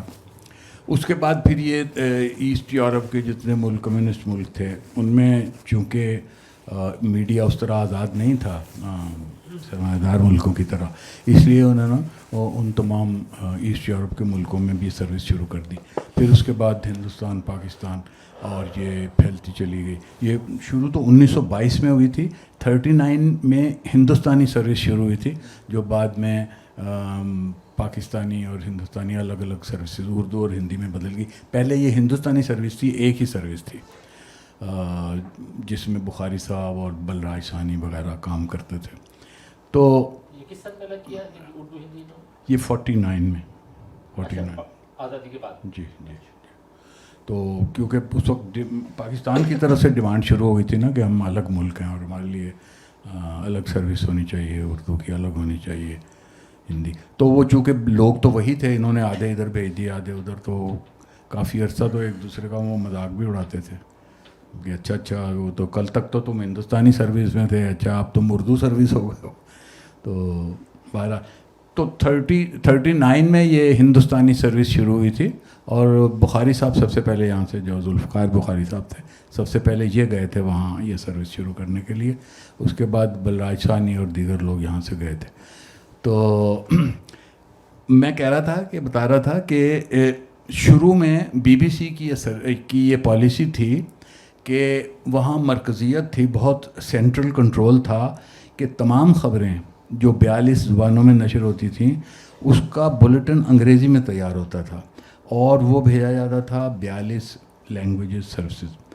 42 سروسز میں وہی خبریں جو سینٹرل نیوز روم میں تیار ہوتی تھی جس ترتیب میں ہوتی تھیں وہ اسی طرح نشر کی جاتی تھی اس وقت تک، یعنی یہ نظام چل رہا تھا۔ پھر جب اس میں تبدیلی آئی 1995 کے بعد تو اس میں انہوں نے یہ ڈیمانڈ سروسز نے کی کہ جو ہماری پرائرٹیز ہیں وہ الگ ہوتی ہیں بعض اوقات برطانیہ سے، تو ایک خبر جو برطانیہ کے لیے اہم ترین ہے شاید ہمارے ایریے کے لیے اہم ترین نہ ہو، وہ دوسرے تیسرے نمبر کی خبر ہو، اور ہماری کوئی مقامی خبر زیادہ اہمیت رکھتی ہو تو ہمیں اجازت دی جائے کہ ہم پرائرٹائز کر سکیں اپنے حالات کے مطابق۔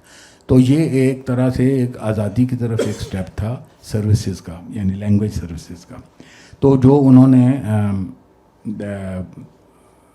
ان کو الاؤ کر دیا کہ ٹھیک ہے آپ اپنی سرخیاں خود آگے پیچھے کر سکتے ہیں۔ یہ پہلی آزادی تو یہ ملی تھی کہ پرائرٹائز کر سکتے ہیں آپ پہلی خبر کون سی، دوسری تیسری کون سی لگانا چاہتے ہیں، لیکن خبریں پھر بھی وہی تھیں جو مرکزی نیوز روم جاری کرتا تھا۔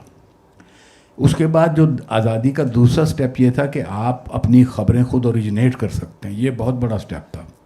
پھر یہ کہ آپ اپنی رپورٹیں خود، کیونکہ اس سے پہلے یہ جو ہے نا کہ اب فون کیا اور رپورٹ لے لی، یہ سسٹم نہیں تھا پہلے۔ ایک تو ٹیکنیکل فیسلٹیز اتنی نہیں تھیں، دوسری یہ کہ اجازت پالیسی وائز بھی اجازت نہیں تھی۔ جو تبصرہ ہے وہ انگریزی میں ہی تیار کرتا تھا اور وہ انگریزی تیار کرتا تھا رپورٹر، اور ہم صرف اس کا ترجمہ کر کے نشر کرتے تھے۔ لہٰذا اس وقت تک جو ہماری حیثیت تھی، یعنی ریجنل جو لینگویج براڈ کاسٹر تھے، ان کی حیثیت بنیادی طور پہ ایک مترجم کی تھی۔ وی ور جسٹ ٹرانسلیٹرس، کہ ہم وہ خبر لیتے تھے اور ترجمہ کر کے نشر کر دیتے تھے۔ تو یہ پھر لیٹ 90s میں جا کے یہ فیسیلیٹی ملی کہ ہم اپنی خبریں خود اوریجنیٹ کر سکتے ہیں۔ تو ہمارے حساب سے تو یہ ایک سٹیپ فارورڈ تھا آزادی کی طرف کہ ہم اپنے علاقے کی خبریں خود نشر کر سکتے ہیں، خود کمپوز کر سکتے ہیں اور خود پرائرٹائز کر سکتے ہیں۔ تو وہ جو آپ کا سوال تھا اس کی وضاحت یہ ہے کہ شروع میں چونکہ یہ پابندی تھی کہ ہم مجبور تھے کہ جو انگریزی کا بلیٹن بن کے آ گیا سینٹرل نیوز روم سے، ہم صرف اسی کو فالو کر سکتے تھے، اور بعد میں یہ آزادی ہمیں ملی کہ ہم اپنی خبریں خود بنا سکتے ہیں۔ اس کا ایک نتیجہ یہ ہوا کہ اس سے پہلے 95 سے پہلے یہ تھا کہ اردو کا یعنی اردو سروس کا بلیٹن اور ہندی سروس کا بلیٹن، ان کو آپ موازنہ کریں تو وہ ایک ہی طرح کے، کیونکہ وہ انگریزی سے ترجمہ کیا ہوتا تھا دونوں طرف ایک ہی مواد کو، تو اس میں کوئی فرق نہیں ہوتا تھا دونوں طرف کی خبروں میں۔ لیکن جب یہ آزادی ملنی شروع ہوئی تو اس کے بعد اردو اور ہندی، یہ تو میں مثال دے رہا ہوں جو سامنے کی، تمام لینگویجز میں ایسا ہوا کہ وہ اپنی مرضی سے پرائرٹائز کرتے تھے خبریں۔ تو یہ چونکہ ہمیں فوری طور پہ موازنہ سمجھ میں آ سکتا ہے ہندوستان اور پاکستان کا، تو ایک وقت ایسا آیا کہ بالکل وہ آل انڈیا ریڈیو اور ریڈیو پاکستان کے بلیٹن بن کے رہ گئے۔ اس کا یعنی منفی پہلو یہ تھا اس آزادی کا۔ اس میں ان کے سوال کا جو ایک حصہ تھا ویسٹرن میڈیا امپیکٹ جو ہے ہماری سوسائٹیز پہ کیا ہے؟ سر وہ اتنا جنرل سوال ہے کہ اس کے جواب کے لیے کسی پرٹیکولر جرنلسٹ کی یا پرٹیکولر مجلس کی ضرورت نہیں ہے۔ وہ it's a very general question, اور اس کا جواب بھی بڑا جنرل تھا کہ مغربی میڈیا کے اثرات جو ہیں وہ ہر طرح کے اثرات مرتب ہوئے ہیں، نیگیٹو بھی اور پازیٹیو بھی، اور بعض اثرات تو ایسے ہیں کہ جو ہم چاہتے ہیں کہ مرتب ہوں۔ مثلاً جس نسبتاً آزادی کی بات کی ہے میں سمجھتا ہوں کہ ہمیں بھی ملنی چاہیے تھی، جو کہ پہلے نہیں تھی اور اس کے بعد ہم نے حاصل کی ہے، تو یہ تو ایک پازیٹیو اثر ہے اس کا۔ دوسرا جو یہ کہا جاتا ہے کہ مغربی میڈیا عام جو الزام ہے وہ تو یہی نا کہ جی وہ فحاشی پھیلاتا ہے، اور ان کی دیکھا دیکھی ہمارے یہاں بھی فحاشی پھیل گئی، تو یہ ایک بڑا ایک سبجیکٹو سا تبصرہ ہے کہ مغربی میڈیا نے فحاشی پھیلائی ہے اور اس کی دیکھا دیکھی یہاں بھی۔ اب فحاشی آپ کسے کہتے ہیں؟ پھر یہ ایک بحث شروع ہو جائے گی فحاشی کی تعریف کیا ہے، کون سی چیز فحش ہے کون سی نہیں ہے، تو یہ تو ایک لامتناہی بحث ہے، اور اس میں آپ کا ذاتی نقطہ نظر جو ہے وہی فائنل ہوگا۔ इजाज़त हो तो इस पे मैं थोड़ी बात करूं आपकी इजाज़त से। मेरे ख्याल में इजाज़त लीजिए। नहीं, क्यों नहीं? सॉरी जी, आपकी नहीं, इजाज़त क्यों से। नहीं? मेरे ख्याल में उनका जो सवाल है ना, तो इसको हम उस तरह देखें पॉलिटिकल कॉन्टेक्स्ट में ख़ास तौर पे और इकोनॉमिक कॉन्टेक्स्ट में। और मैं ये कहता हूँ कि जो इंग्लिश लैंग्वेज का जो मीडिया है, और आजकल मैंने पहले भी शुरू में बात की थी कि मीडिया इंपीरियलिज़म, कि हम जो पाकिस्तान में बैठे हैं, ये जो वाघा वाला बॉर्डर है, इससे परली तरफ की क्या खबर है, उस दुनिया में क्या हो रहा है, इसका हमें पता नहीं है सिवाय इंडिया के। इंडिया में भी वो या हमारा कोई कन्फ्लिक्ट की बात है तो हम इंडिया की बात करते हैं, लेकिन इंडिया से आगे की जो दुनिया है, वियतनाम है, फ़िलीपींस है, थाईलैंड है, क्या लाइफ है, क्या कल्चर है, लोग क्या कर रहे हैं, किस तरह की उनकी वो लाइफ है। इसी तरह जब हम अफ्रीका की बात करते हैं, जो मीडिया, जो वेस्टर्न मीडिया बात करते हैं अफ्रीका का, हमें वो दिखाते हैं झोंपड़ियाँ और बच्चों के पेट बढ़े हुए और गुर्बत, और बाकायदा फोकस ऑन अफ्रीका, बाकायदा उनके प्रोग्राम हैं और भी हैं। तो अफ्रीका के अंदर जो और मसलन उनके जो सिटीज़ हैं वो क्या हैं, उनकी जो अर्बन लाइफ है वो क्या, इस तरह की चीज़ें नहीं।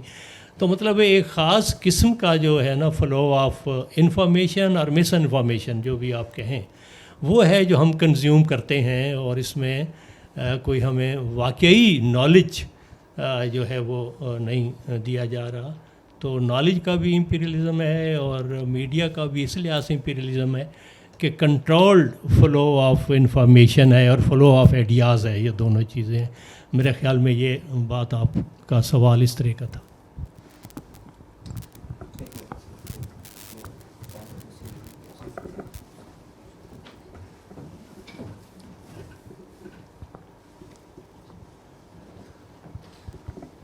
सर, मैं जिस पर्सपेक्टिव से देखता हूँ वेस्टर्न मीडिया को एज ए पाकिस्तानी, तो मेरे लिए तो बहुत अच्छा है, पाकिस्तानी मीडिया भी अच्छा है। लेकिन सर ने कहा कि नाइंसाफ़ी है, जो मैंने सवाल किया था सर।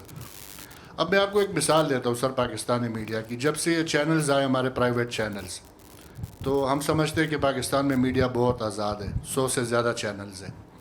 आप यकीन करें सर, मैं आपको ये एक मिसाल दे, तो एक मिसाल सिर्फ दे रहा हूँ कि हमारे इलाका एक शब कदर चारसद्दा में, वहाँ जुम्मे की नमाज में बम ब्लास्ट हो जाता है, पूरी मस्जिद जो है, पूरे लोग 50-60 लोग शहीद हो जाते हैं।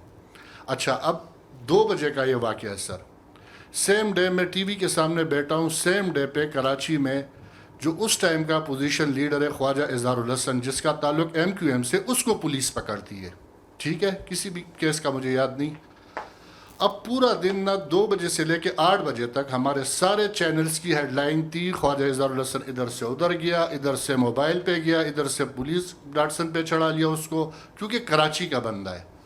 वहाँ पे 60 बंदा, हमारे 60 बंदा, सिवाय इंटरनेशनल मीडिया के, सिवाय हमारे पश्तो मीडिया के, क्योंकि उनकी ऑडियंस है, उनके वहाँ पे जो है, तो जाहिर बात है उनकी एक्सेस।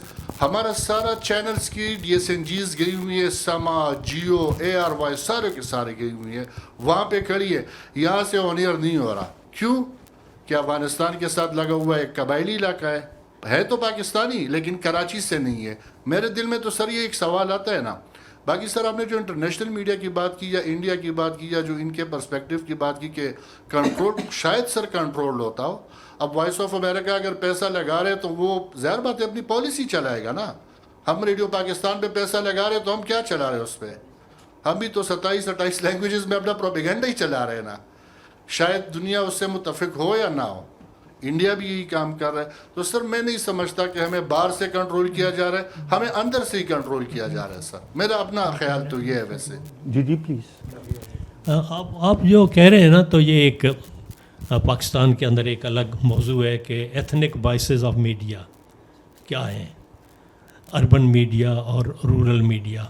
हमारा जो रूरल सोसाइटी है, क्या वो हम जो टीवी चैनल देखते हैं उसमें हम मौजूद हैं या नहीं हैं, जो आपने बात की।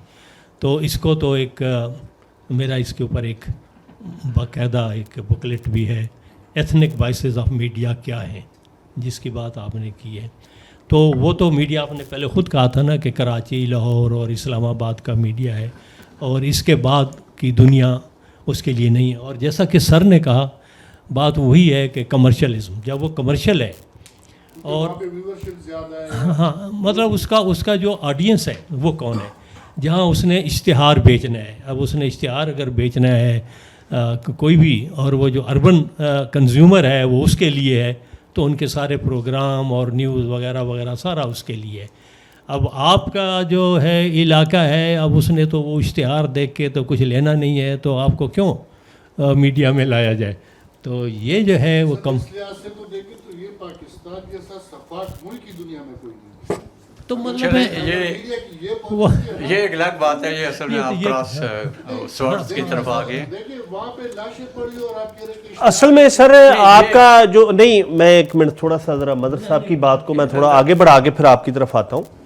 اصل میں یہ ہے کہ کوئی ریاست کی اپنی بھی مجبوریاں ہوتی ہیں، اور وہ ریاست کا ظاہر کنٹرول بھی ہے میڈیا پہ، اس میں تو کوئی دوسری رائے ہے ہی نہیں.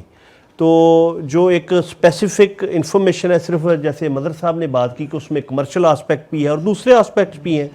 اور چونکہ آج کا ہمارا جو زیادہ بیسیکلی جو موضوع تھا وہ ایکیڈیمک سے زیادہ عارف صاحب کے تجربات اور جو ٹرانسفارمیشن انٹرنیشنل میڈیا اور پاکستانی میڈیا میں، چونکہ ان کا بڑا واسٹ ایکسپیرینس ہے، تو انشاءاللہ کسی اور نشست میں پھر اس پہ بھی موضوع مجھے آپ الاؤ کریں سر ایک میں ذرا کہیں لے کر اب جا لنک کروں گا آپ کے ٹاپک سے جی جی کہ western media impact on developing society. اب اگر اس ریموٹ ایریا میں پاکستانی علاقے کو ایک انٹرنیشنل میڈیا کوریج دے رہا ہے، آپ کا میڈیا کوریج نہیں دے رہا، تو یہ بھی ایک امپیکٹ ہے نا. آپ اس کو امپیکٹ نہیں مانتے سر؟ اب اگر ایک چیز کو ہمارا میڈیا اگنور کر رہا ہے، وہاں پہ ڈی ایس این جیز کھڑی ہے لیکن ان کو الاؤ نہیں ہے کہ آپ اس کو نشر کریں جو بھی واقعہ ہو. لیکن وائس آف امریکہ اس کو رپورٹ کر رہا ہے، بی بی سی پشتو اس کو رپورٹ کر رہا ہے، وائس آف امریکہ پشتو اس کو رپورٹ کر رہا ہے. تو یہ امپیکٹ نہیں ہے سر. بس میرا یہی وہ ہے. آپ یہ صرف نہیں میں آپ سے 100% میں ایگری کرتا ہوں. میں صرف یہ کہہ رہا ہوں کہ جو آج کی نشست ہے اس کا ذرا تھوڑا سا اینگل کچھ اور تھا. میں آپ سے کوئی یعنی ڈس ایگری نہیں کر رہا، میں آپ کی بات سے اتفاق کر رہا ہوں اور مجھے آپ کے موقف کا احترام ہے. تو انشاءاللہ کسی اور نشست پہ ہم اس پہ ضرور بات کریں گے. جی گیلانی صاحب. Ansar Gilani, save the human race forum. ایک تو ہو گیا چلیں آپ کا پہلا پارٹ کہ P T V to B B C and then western media's impact on developing society. Mark Tully کے والے سے ایک انسائٹ لینا چاہوں گا. اس میں یہ ہے کہ کہا جاتا ہے کہ ریلیجن جو ہے وہ اپنانے کے لیے ہوتا ہے، بتانے کے لیے نہیں ہوتا. اگر اپنایا ہوا ہو تو بتانے کی ضرورت ہی نہیں رہتی. اسی کانٹیکسٹ میں جب ہم کرسچینٹی کو دیکھتے ہیں کولونائزرز اور برٹشرز کے ٹرانسفارمرز آف دا سوسائٹی کے پوائنٹ آف ویو سے، تو یہ چیز آتی ہے سامنے کہ برٹشرز نے کرسچینٹی اور بائبل سیل کی ہے تھرو جنرل سینس. اسی طرح اسلام اور قرآن بھی سیل ہو سکتا ہے اپنی اویئرنیس کے پوائنٹ آف ویو سے. پوچھنا میں یہ چاہوں گا کہ جو ایک کولونائزر مائنڈ سیٹ تھا وہ مارک ٹیلی کے تھرو کیسے جو ہے وہ پروجیکٹ ہوا. اس کے بارے میں بتایا جاتا تھا کہ جو جس ملک میں بھی جاتا تھا وہاں کا تختہ الٹ کے آ جاتا تھا. وہ کن گراؤنڈز پر، کن خطوط پر اس کی پرسنالٹی یا جو اس کا ایک جنرل اویئرنیس بنائی گئی یا ٹرینڈ کیا گیا، تو وہ کیا فیچرز تھیں اور واقعی اس نے کون سے ممالک میں جا کے جنرل اویئرنیس دی. اور کیا سوسائٹیز ہماری ایشیا افریقہ ہی ظاہر کولونائز مائنڈ سیٹ کا جو ہے نا وہ ایک اوپن وار تھیٹر بنا. تو اتنی اگنورینس تھی کہ کرسچینٹی بھی تھوپی گئی، جنرل اویئرنیس بھی تھوپی گئی، اور ٹرانسفارمیشن آف سوسائٹیز جو ہے وہ ٹوٹلی اس طرح کی ایک مائنڈ سیٹ ہوا. تو یہی ایک بنتا ہے کہ western media's impact on developing societies. Thank you. بات ختم ہو گئی یا آگے جا رہی؟ تقریباً ختم ہو. اب میں ایک وضاحت اگر اجازت دیں تو آخر میں کر دوں کہ دیکھیے جو مارک ٹیلی کی شخصیت یا اس کا جو حیولہ ہے اس کو بہت بڑھا چڑھا کے لارجر دین لائف بنا کے پیش کیا گیا ہے. وہ ہمارے جیسے بلکہ ہم سے زیادہ دبلا پتلا انسان ہے، اور اس کا کمال صرف یہ ہے کہ وہ ہندوستانی کپڑے پہن کے اور ہندوستانی وہ جینیو پہن کے اور مالا لگا کے اور ماتھے پہ تلک لگا کے دلی کی سڑکوں پہ پھرتا، اور اس نے کوئی ایسا کمال نہیں کیا کہ اس کو دیوتا بنا دیا جائے یا سمجھا جائے کہ وہ حکومتوں کے تختے الٹتا. بات یہ تھی کہ جس زمانے میں وہ کام کر رہا تھا یہ زمانہ تھا جب ہندوستان میں اور پاکستان میں خاص طور پہ سرکاری میڈیا کا کنٹرول تھا اور خبریں جو تھیں وہ سینسر ہو کے جاتی تھیں. تو مارک ٹلی چونکہ رپورٹ کرتا تھا ساؤتھ ایشیا سے, تو ظاہر ہے کہ وہ بی بی سی کے پالیسی کے مطابق کرتا تھا اور وہ آزادی سے کرتا تھا. تو اس سارے سب کانٹیننٹ میں اس کا ایک تاثر بن گیا کہ یہ کوئی بہت نجات دہندہ قسم کی چیز آ گئی جو ہمیں حالات سے باخبر کر رہی ہے. تو حالانکہ وہ ایک عام جیسا کہ کوئی بھی رپورٹر ہو سکتا تھا, اس نے چونکہ ہندی سیکھ لی تھی دوسرے رپورٹرز کے مقابلے میں, اس لیے وہ زیادہ پاپولر ہو گیا تھا وہاں عوام میں. اور اس کے علاوہ اس میں کوئی ایسی کوئی فرشتہ صفت یا کوئی سپر ہیومن خوبی اس میں اور نہیں تھی. لارنس اریبیا اور اس میں پھر کیا فرق ہوا؟ جی بیٹے, یہ آن نہیں.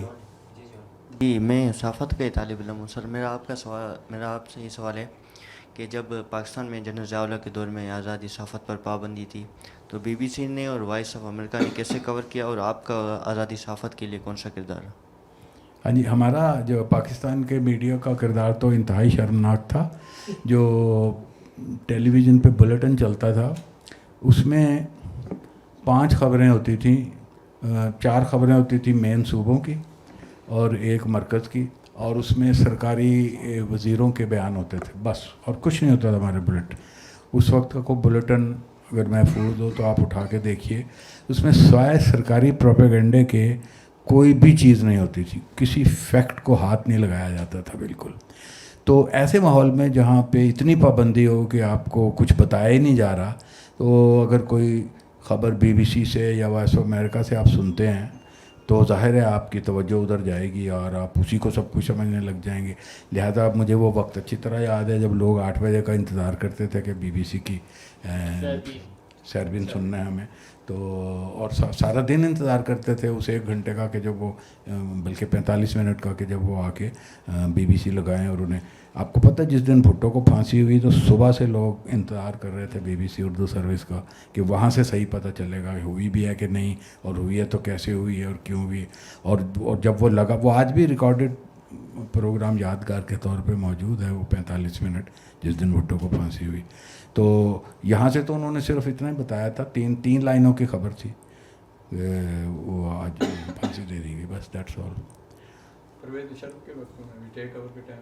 یہی تھا. عارف صاحب, وہ آخر میں ایک وہ جو صوبہ سرحد سے آپ کو ایک خط لکھتا تھا بی بی سی میں, آپ خطوں کا جواب دیتے, تو وہ ذرا واقعہ سنا دیجیے. یار وہ تو مزاحیہ واقعہ ہے. وہ ایک زمانے میں میری ڈیوٹی تھی خطوں کے جواب دینے کی. تو یہ چونکہ زمانہ وہ تھا جب یہ انٹرنیٹ ابھی عام نہیں ہوا تھا, تو لوگ خط لکھتے, ڈاک کے ذریعے خط آتے تھے. وہ اتنے زیادہ خط آتے تھے کہ آپ یقین نہیں کریں, بوریوں کی بوریاں بھر کے وہاں, یعنی خطوں کو سارٹ کرنے کے لیے 5 افراد کا فل ٹائم عملہ تھا جس کا کام صرف خطوں کو سارٹ کرنا تھا. اور ان کے لیے ایک الگ دفتر تھا, الگ عمارت بنی ہوئی تھی خطوں کے لیے. تو اس زمانے میں یہ آبدی صاحب دیا کرتے تھے, رضا علی آبدی خطوں کے جواب دیتے تھے. ان کے بعد 2-3 اور پروگرام بھی تھے بڑے ہیوی.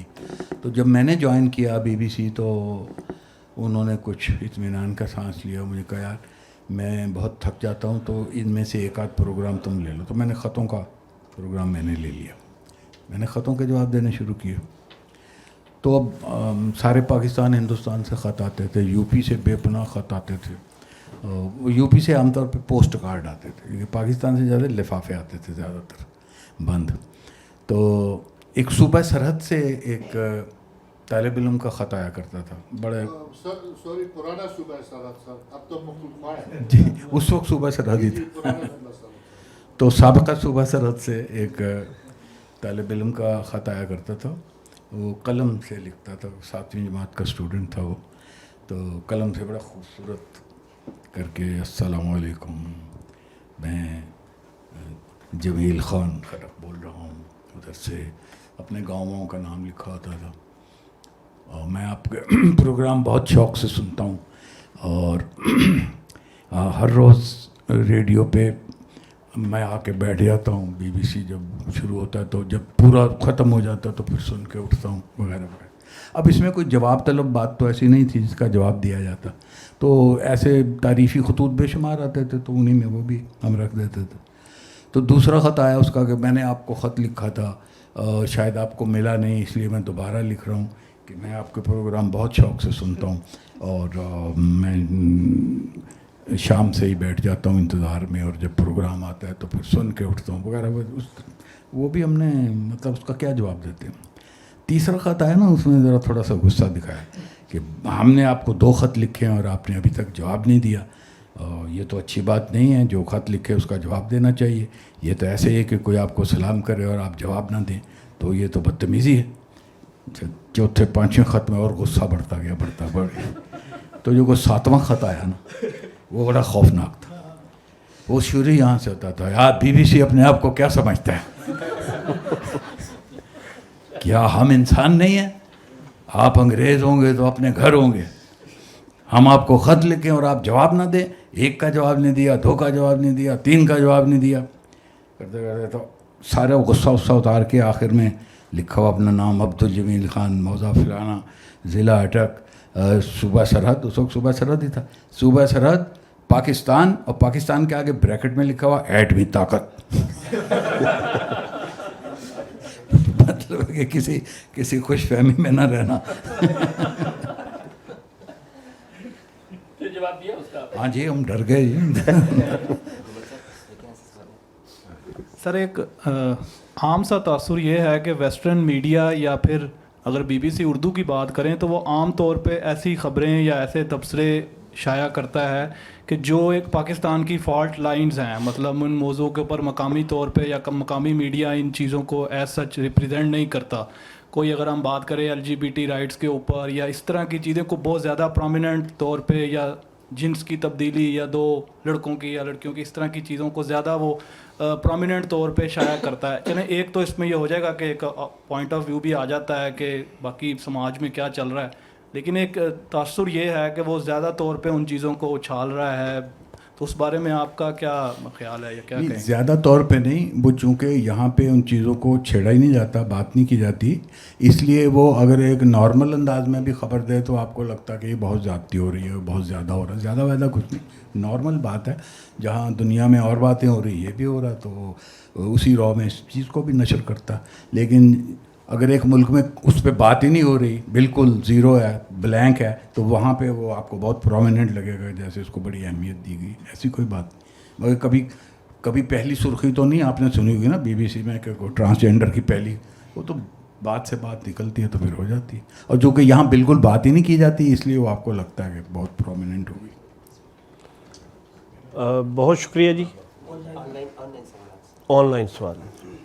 سر آپ کی آمد کا بہت شکریہ, اتنی دلچسپ گفتگو جاری ہے. چونکہ یہ سیشن دا بلیک ہول کے فیس بک پیج پہ لائیو نشر ہو رہا ہے, تو وہاں پہ بھی ہمارے آن لائن دوست ہیں وہ کچھ اپنے سوال اور تبصروں کے ساتھ حاضر ہیں. میں کچھ پہ گفتگو ہو بھی گئی ہے, لیکن ان کی نمائندگی کے لیے میں ان کے کچھ نقطے رکھ دیتا ہوں سامنے. ایک سوال تو یہ ہے کہ جو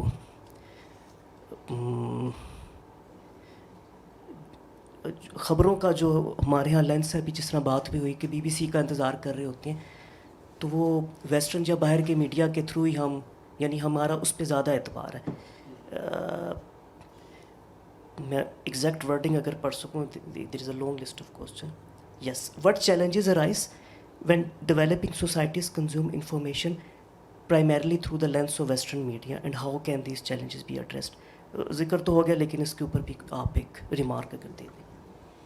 یہ تو یہاں کے جو ارباب اختیار ہیں ان کے سوچنے اور سمجھنے کی بات ہے کہ جب آپ مقامی طور پہ اپنی صورتحال واضح نہیں کریں گے یا اس کو چھپائیں گے, تو لوگ دیگر ذرائع سے اس کو سننے کی اور جاننے کی کوشش کریں گے. اب وہاں سے ہو سکتا ہے انہیں 100% معلومات صحیح نہ ملیں, تو بہتر یہ ہے, یعنی سبق اس میں ارباب اختیار کے لیے یہ ہے کہ جو حالات, جو صورتحال یہاں ہے, آپ اسے چھپائیے نہیں بلکہ واضح طور پہ بیان کیجیے, تاکہ لوگوں کو ضرورت ہی محسوس نہ ہو کسی اور میڈیا سے اس چیز کو جاننے کی. سوشل میڈیا کی موجودگی میں تو یہ اس بات پر ان کو زیادہ احساس کرنا چاہیے کہ اب کچھ رک نہیں سکتا. تو usually they block web sites. ابھی میں خیال ہے DW کی اور وائس آف امریکہ کی اب کا مجھے نہیں پتہ, لیکن کچھ عرصے پہلے وہ ایکسیسیبل نہیں تھی. اچھا سر, ایک جنرل کنسرن جو لوگوں کا ہوتا ہے وہ آپ نے اس کا ذکر کر دیا, یہ جو کلچرل یا آئیڈینٹی کے ایشوز جو ارائز ہو جاتے ہیں, لیکن مغربی میڈیا کے ساتھ کچھ اچھائیاں بھی آ رہی ہوتی ہیں. آزادی اظہار کا ذکر ہو گیا, کچھ ریشنل ڈسکشنز بھی ہو جاتی ہیں. پھر یہ کہ ایک ڈائیورسٹی ہے اور لوگوں کو ان کی شناخت کے ساتھ قبول کیا جاتا ہے باہر کے معاشرے میں. تو کون سے سبق ہیں جو ہم سیکھ سکتے ہیں باہر کے میڈیا کے اوپر تنقید کو سائڈ پہ رکھ کے؟ کیا خوبیاں ہیں جو ہمارے معاشرے کو یا ہمارے میڈیا کو اپنانی چاہیے؟ آپ اپنے تجربے سے بتائیے گا پلیز. جی, پہلی بات تو یہ ہے کہ وہاں کھل کے بات کرنے کی اجازت دی جاتی ہے. اگر ایک ڈیبیٹ ہو رہی ہے کسی مسئلے پہ, تو یہاں تو اس پہ بھی ایک یعنی کھلی ڈیبیٹ پہ بھی سینسر ہے. وہ پہلے سنتے ہیں کہ آپ کیا کہنا چاہتے ہیں, اور اگر ان کی مرضی کے مطابق نہیں ہے تو وہ آپ کو شامل ہی نہیں ہونے دیں گے یا آپ کو کاٹ دیں گے. پھر یہاں پہ دیکھیے براہ راست کتنے پروگرام نشر ہوتے ہیں یہاں پہ. وہاں پہ تقریباً ہر ایسا پروگرام جس میں پبلک اوپینین ہوتی ہے وہ براہ راست نشر ہوتا ہے, اور اس میں کاٹ چھانٹ کی گنجائش ہی نہیں ہوتی. لیکن یہاں پہ یہ ہے کہ ایسے تمام پروگرام پری ریکارڈڈ ہوتے ہیں اور اس میں اپنی مرضی کی کاٹ چھانٹ کر دی جاتی ہے. تو سیکھنے کا سبق تو یہی ہے کہ اگر آپ ایک پبلک اوپینین کا پروگرام نشر کر رہے ہیں تو وہ واقعی پبلک اوپینین اس میں نظر آنی چاہیے. اچھی یا بری جیسی بھی اوپینین ہے اس کو سامنے آنا چاہیے, اور جو حکام ہیں جن پہ تنقید کی جا رہی ہے اسے کاؤنٹر کریں, اسے بتائیں آ کے اس کو وضاحت کریں. دیکھیے جمہوریت یہی ہے نا کہ عوام کو اجازت ہونی چاہیے کہ اپنے حکمران سے پوچھ سکیں کہ آپ یہ کیوں کر رہے ہیں, اور حکمران کو یا جو ذمہ دار آدمی ہیں اس شعبے کا وہ آ کے جواب دہ ہو. جمہوریت اسی طرح چلتی ہے. شکیل, آخری بس یہ ریمارک ہوگا. شکیل چودھری صاحب ہیں ہمارے ساتھ, وہ ایک تو آپ کو سلام دے رہی ہیں اور کہہ رہی ہیں کہ طبیعت کی ناسازی کی وجہ سے میں آ نہیں سکا. ان کا سوال کافی کرٹیکل سا ہے لیکن میں ایز اٹ از رکھ دیتا ہوں. وہ کہہ رہی ہیں کہ ہمارے ہاں یا ہمارے سماج میں ایک عام تاثر یہی ہے کہ مغربی میڈیا یہودیوں کے کنٹرول میں ہے, اور نارمل نیریٹو بھی یہی ہے. کہیں ہم اپنی چیزوں کو نہیں بھی دیکھنا چاہتے تو ہم کوئی کانسپریسی بھی لے آتے ہیں. جنرل پرسیپشن یہ ہے کہ جو باہر کا میڈیا وہ ان کے کنٹرول میں ہے, اس لیے وہ جی ہاں, تو اس لیے وہ ان کے اوپر تنقید نہیں کرتے اسرائیل وغیرہ کے اوپر. چودھری صاحب کہہ رہے ہیں کہ دوسری طرف یہودی اور اسرائیلی اسکالرز جو ہیں وہ اس سے ایگری نہیں کرتے, اور وہ کہتے ہیں کہ بہت سی خبریں ان کے خلاف بھی آتی ہیں. مثال کے طور پہ نیو یارک ٹائمز سے بھی ان کو بڑی شکایات ہیں, حالانکہ اس کے اپنے مالکان جو ہیں وہ بھی یہودی ہیں. تو یہ اس بارے میں آپ کیا کہتے ہیں؟ اور اس سے ایک تو یہ چیز سمجھ آتی ہے کہ اس کو جنرلائز کرنا مغربی میڈیا کے ساتھ تو صحیح نہیں ہے. امریکی میڈیا کے بارے میں آپ پرٹیکولرلی یہ بات کہہ سکتے ہیں کہ وہاں پہ جو خبری ادارے ہیں وہ یہودیوں کے کنٹرول میں, اور یہ کوئی ایسی ڈھکی چھپی بات بھی نہیں ہے. ان سب کے نام آپ دیکھ سکتے ہیں, ان کے بورڈ آف ڈائریکٹرز میں کون ہیں, وائس آف امریکہ کے بورڈ آف ڈائریکٹرز میں کتنے یہودی ہیں. تو یہ تو سب چیزیں جانچی اور پرکھی جا سکتی ہیں, اس لیے اس کو تو الزام نہیں کہا جا سکتا, یہ حقیقت ہے. لیکن مغربی میڈیا جب ہم کہتے ہیں تو اس میں تو دیکھیے نا سارا یورپ آ جاتا ہے اور انگلستان آ جاتا ہے, BBC آ جاتا ہے. تو خود امریکہ میں بھی جو یہ چینل ہے, جو کیا نام ہے اس کا, ایک چینل ہے جو آزاد چینل ہے وہاں پہ, مطلب نہیں جی نہیں, یہ جو پبلک ریڈیو ہے وہاں کا, نہیں وہ انگلش کا ہے. تو وہاں پہ بھی ایک جی NPR نیشنل پبلک ریڈیو. تو وہاں بھی نیشنل پبلک ریڈیو جو وہ آزاد ہے امریکہ میں, اور اس پہ کسی یہودی لابی کا قبضہ نہیں ہے. لہذا اس طرح یہ تو سویپنگ سٹیٹمنٹ بن جاتی ہے نا کہ یہ سارا مغربی میڈیا جو ہے وہ یہودیوں کے قبضے میں ہے. تو ایسا نہیں ہے. امریکہ میں ضرور ایسا ہے کہ بہت سے ادارے, خبری ادارے جو ہیں ان کے کنٹرول میں ہیں, لیکن سارے یورپی میڈیا, ساری دنیا کی یعنی مغربی میڈیا کو ان جنرل آپ یہ الزام نہیں دے سکتے.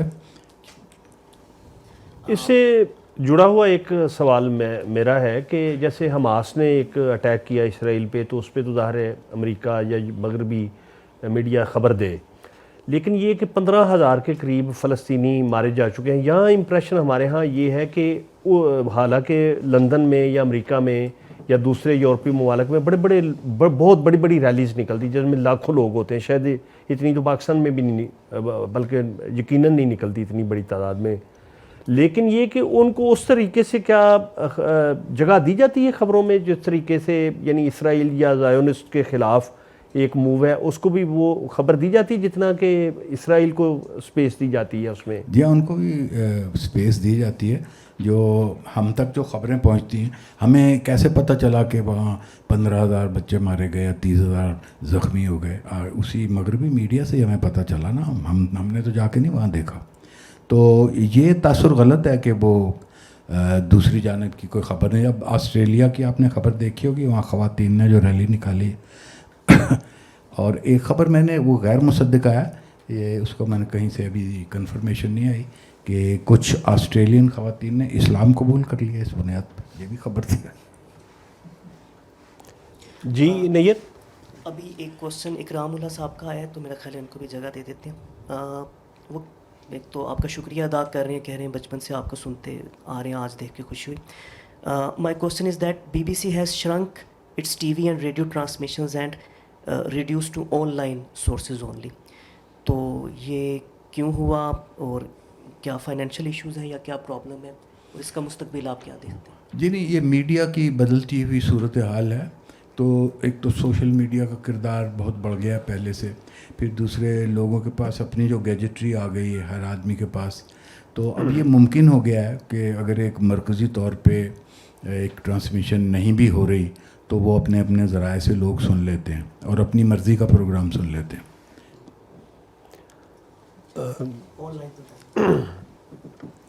اس کے ساتھ ہی میں جو آن لائن ہمارے دیکھنے والے ہیں اور جو ہمارے سامنے بیٹھے ہوئے ناظرین ہیں, میں حاضرین سب کا شکریہ ادا کرتا ہوں, اور میں جناب مظہر عارف صاحب کا اور ڈاکٹر نادر محمود صاحب کا شکریہ ادا کرتا ہوں, اور ابو آل میں عارف وقار صاحب کا شکریہ ادا کرتا ہوں کہ وہ کراچی سے وہاں لٹریچر فیسٹیول سے ڈائریکٹ فلائٹ سے یہاں آئے, تو اس کے باوجود وہ یہاں تشریف لائے اور انہوں نے آڈینس کے سوالوں کے جواب بھی دیے اور ہمارے ساتھ بھی سر کپائی کی. تو آپ کا بہت شکریہ.